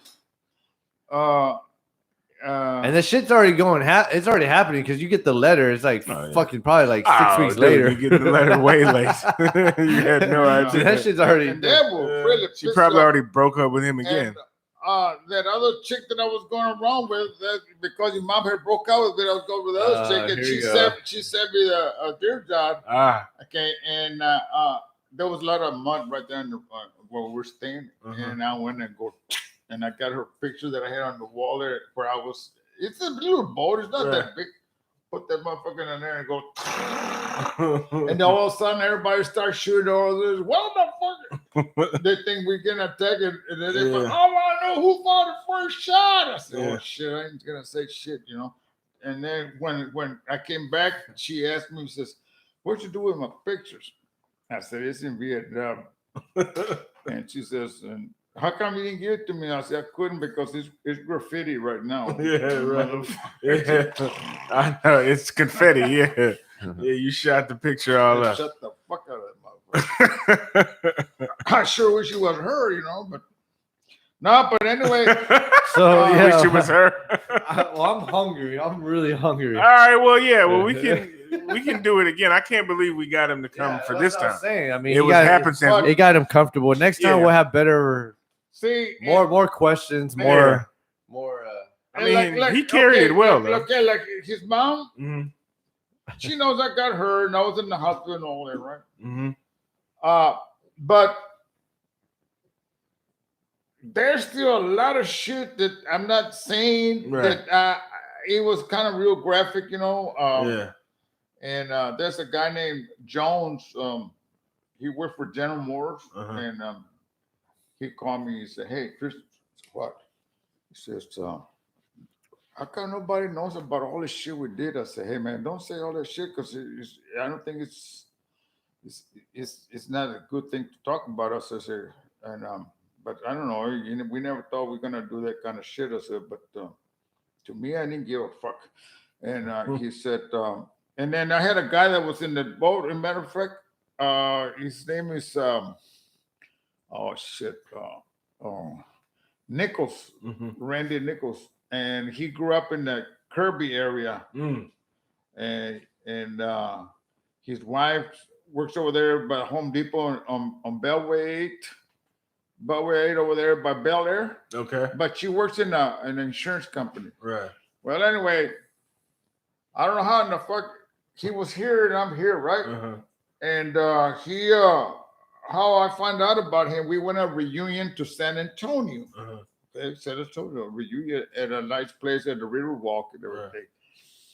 And so we went out to eat. You know, when we first got there, went to eat Mexican food by the Riverwalk. Right. And so when we came back to the hotel, one of the leaders in there said, "Hey man, everybody's over there," and they had like a patio, but it's close to the water, you know, down close, and they had tables and people were eating there. And I saw that guy. I said, Nichols. I said, "Hey, Nick, what are you doing?" He said, "Man, Tristan, I ain't doing it." So. And I said, "Where do you live?" He said, "I live in Houston." Bullshit. He said, "Yeah." I said, "I live in Houston too." And so happened he was working Allen Dodge. And I had a Dodge Dually, and I need a radiator. And I called him up, and he said, "Yeah, I can get you one." I said, "How much they cost?" He said, "Motherfuckers cost $350 because it's a big dually truck." I said, "Oh shit."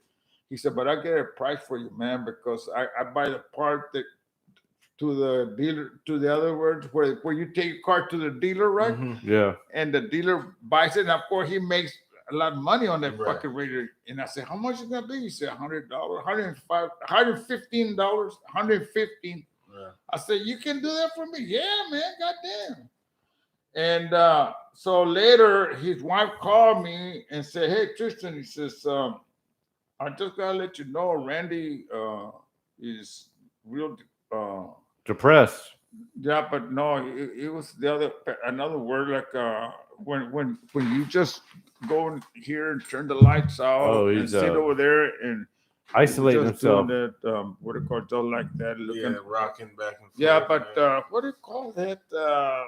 I can't remember the word they call it.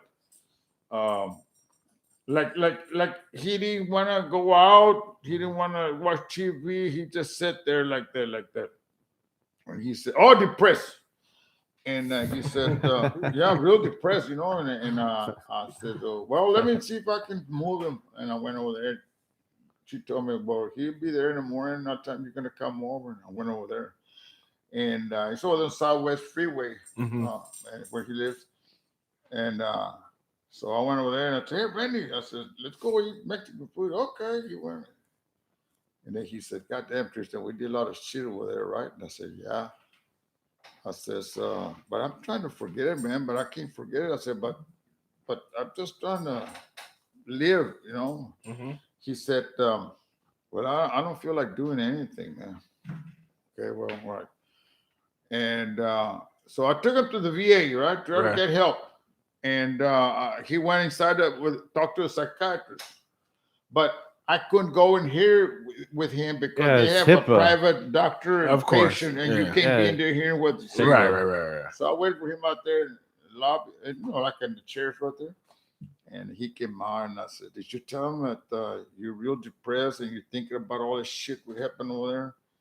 He said, "No, I didn't." I said, "What do you mean you did?" He said, "No, how was I doing?" I said, "I was doing okay." I said, "No, man, you gotta let it out, man. Tell him." Right. So he wasn't opening up, you understand? He couldn't open up. And took him a couple of times to eat at Taco Cabana, sit there. And then he said, "God damn, Tristan," he said, "remember when we went and did this?" I said, "Yeah, man, but I don't want to think about that shit. Think about life, man, about your wife, kids, all that shit." And a couple of years ago, Father's Day, she called me crying. I said, Diego, I said, what? Guess what Randy did? I said, what? I said, he drank all the bottle of pills, 2 bottles, and committed suicide. And so we're gonna have he wanted to be burned. What do you call it? Cremated. And so I went over there, right, to the funeral, and of course they took his ashes, in the urn and all that, and they had a lot of relatives and a lot of people that knew him, and the priest or whatever said, "Yeah, you want anybody to talk to about Randy?" And I got up and I told him, I says, I just want to let you know we were together in Vietnam, and we went on the river boats, and we went on to do a rescue, and he was with me, and he stuck with me, and we saw a lot of stuff. A lot of people died and all this. I says, and I just want to let you know, some guys get you, and sometimes you don't, And it's not like him. He can tell right now. Every other day I call him. I says, "Hey, I love you, man." He says, "Yeah, thanks, Dad." And my son, Cop Diego too, and David, and I guess that's what keeps me going, Okay. And my wife, I love her to death, but I'm real. How can I say this? Difficult. I'm real difficult. No person, patience. I'm a difficult person to please understand, for people to understand me, and sometimes how can I say? And when I get mad, I don't eat, man. And my wife cooks, and she tells Danny, she says, Danny, Dad didn't eat today. And Danny comes over, he says, Dad, you haven't eaten? I said, no. He said, get your butt over here. So I go there. And that's because I'm pissed or something, And so the family is the one that keeps me moving, right? Right.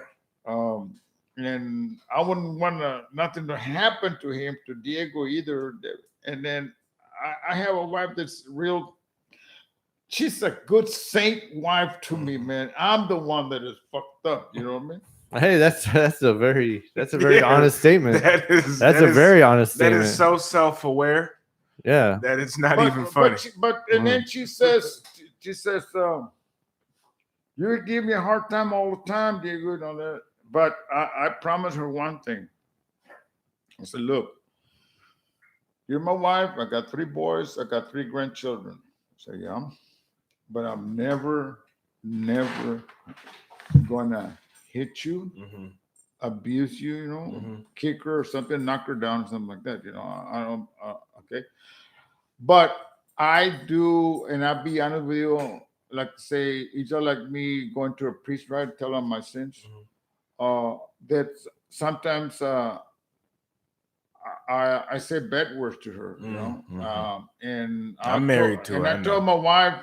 I told her that the other day I heard the guy from Lakewood, what's his name? Joel Osteen. Yeah, and he was talking on TV, right?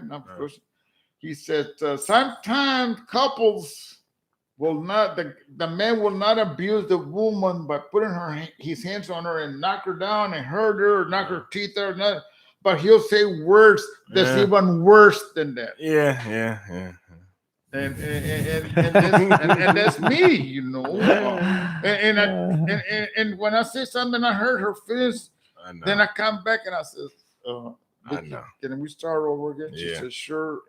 Sure. She has no choice. And then all of a sudden, something happens, and I flare up again. And then she says, but you know what? I know what you went through, because she lost a brother also from Vietnam guy, that's another thing I would like to and go now down not to. only me, a lot of guys are really fucked up in the hospital, man. I know. And the psychiatrist, we have a therapist and all that, and they talk to us.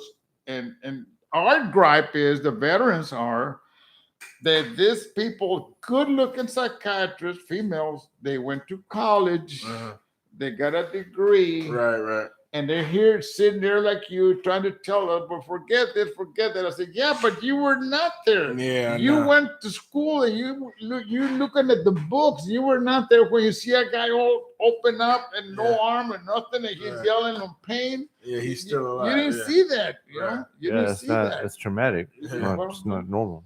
That's the difference. To see that over and over again. Huh? To see that over and over and over again. Yeah, right. Where it becomes just a part of life. Now they tell us, which I like to, they tell us not to see war movies, you know. Yeah. Okay, now you seen the guy that what do you call it? That guy that's that shot all those guys, those people. Oh, Christopher Kyle. Huh? Chris Kyle. Yeah, the guy that from Dallas that died. Right, the sniper. Yeah, Chris Kyle. Okay, right. The Navy SEAL. all right. Okay. I was watching it, you know, and he was pretty tough and all this and that, right? Okay. What really made me cry, I was crying by myself on the TV, watching the back room and watching. I was crying, but I didn't want to go. I was trying to just hold it. Yeah. When the Hertz was going through the freeway and you got those bridges and everybody with flags, man. Damn, man. You know. Yeah, it hits you. That really hit me, man. Yeah, I know. Yeah, it's all patriotism to its finest. Yeah, and also it's also And I mean, you got a lot of people who were, you know, they dedicated. I mean, Chris Kyle, yeah, I mean, he did a big. I mean, he was a very famous figure. Movie made him famous, you know that? Yeah, but I mean, in the book too. I mean, him and Marcus Luttrell. Well, he was in the movies of The Hangover, remember? Yeah. Well, the guy that played, he's talking. Yeah. The Hangover, boy, Bradley Cooper. Yeah. See, those are the movies you're supposed to watch, right? Yeah, Did you avoid those war movies? No, Saving Private Ryan? He still watches Platoon. You watch Platoon? He still watches Platoon. If it comes on, he'll sit there and he'll stay up all night watching that shit. And that's not good for him. Well, because I've heard though, but it's Platoon because a lot of people said Platoon is that the most accurate. I would say there's a more accurate. Vietnam but also, you know why it's accurate. The Riverboat is also the one that says Good Morning Vietnam. What was that movie? The name of it?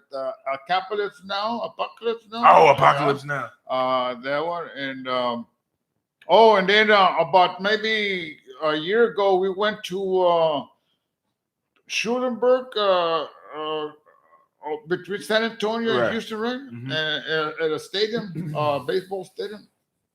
There were a lot of people from the VA doctors and stuff, and they had a 50th anniversary of the Vietnam vets coming home, and we went over there, and then this guy pulled up in his Jeep, and army guy, and had a 50 cal, not 50, a M60, okay, and he had combat boots and everything. I guess he's still a military guy, you know, but he brought it over there. I walked up to him. I says, "Hey man," I said, "Would you mind if you take that M60? Can I get it off of the because he had one of these things, right? Right. Here's the right back to. I said, "Can I take it?" I said, "Sure." I said, "It says the rounds in there, the bullets, they're not real, you know." I said, "Okay." And so there'll be no way of the trigger, you know, going off. He said, "No, man, you can pick it up." And I said, "Okay." So I went over there and I picked it up, and that motherfucker was heavy. Right.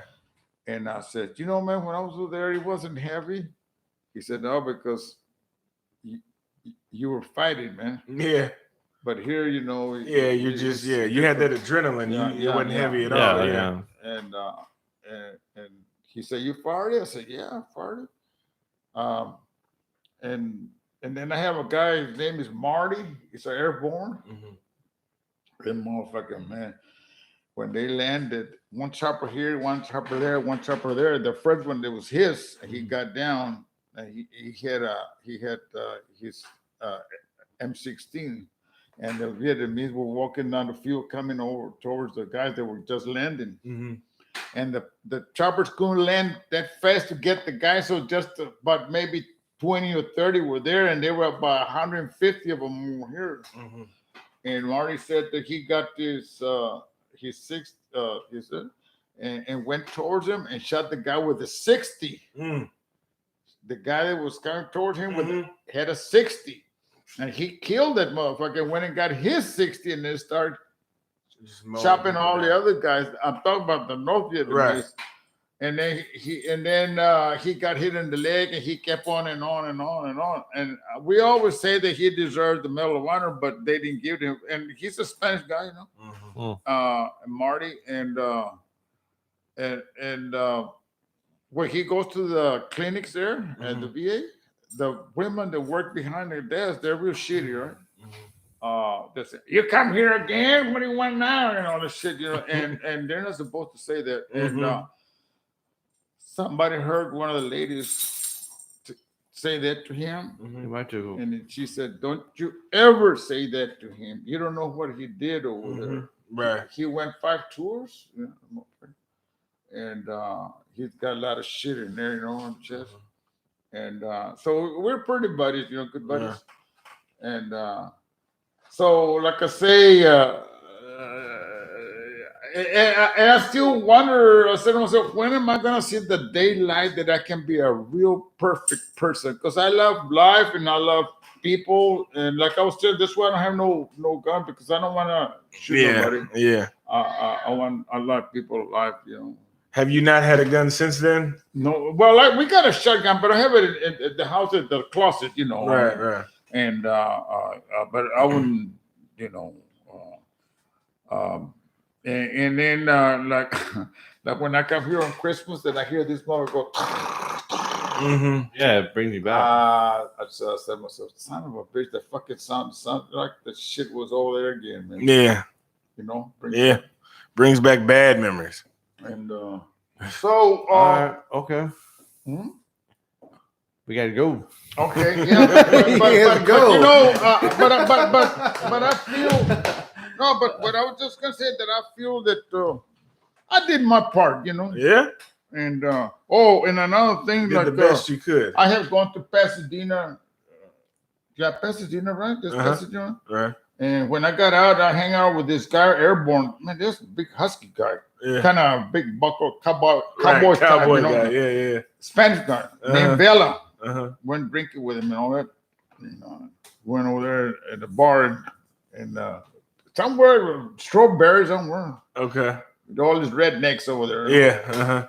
And we were playing pool, and the motherfucker walked over there and got the ball and pushed it in the pocket. Then I said, "Hey man, what you do that for?" He said, "You two motherfuckers are in God's country." He said, "This is God's country." And I looked at a guy and he said, "What did you say?" He said, "This is God's country." He said, "Motherfucker, God's country from Canada border to the Pacific, to South Texas, to Mexico, and the Gulf of Mexico and the Atlantic. That's God's country." And I go to where the fuck I want to go. And I said, "Oh shit, the motherfucker's gonna start some shit." But he could handle himself, right? And so we went outside, and the guy was saying, "I know karate, this and that." So when he opened the door to go in the back, this motherfucker, there was like a 2x4 that he grabbed. They hit that guy in the head right here, knocked his teeth out, and the guy fell, you know. And then he told the other guy, "Now you motherfucker want to fuck with me?" No, man, no. And I said, "Hey man, we better get the fuck out. I think you killed him." Yeah, no, the cops are gonna come. Yeah, man, he was tough motherfucker, man. Yeah. And I don't know, man. I just kind of feel that I know I get my ass kicked 2-3 times already, but I just kind of feel that I will always feel like if I come back the next time and I'm gonna fuck him up somehow. Right. You know, I don't know if I know we're gonna leave, but you know, I don't know. You know, listen, I was gonna say this that I don't think you know.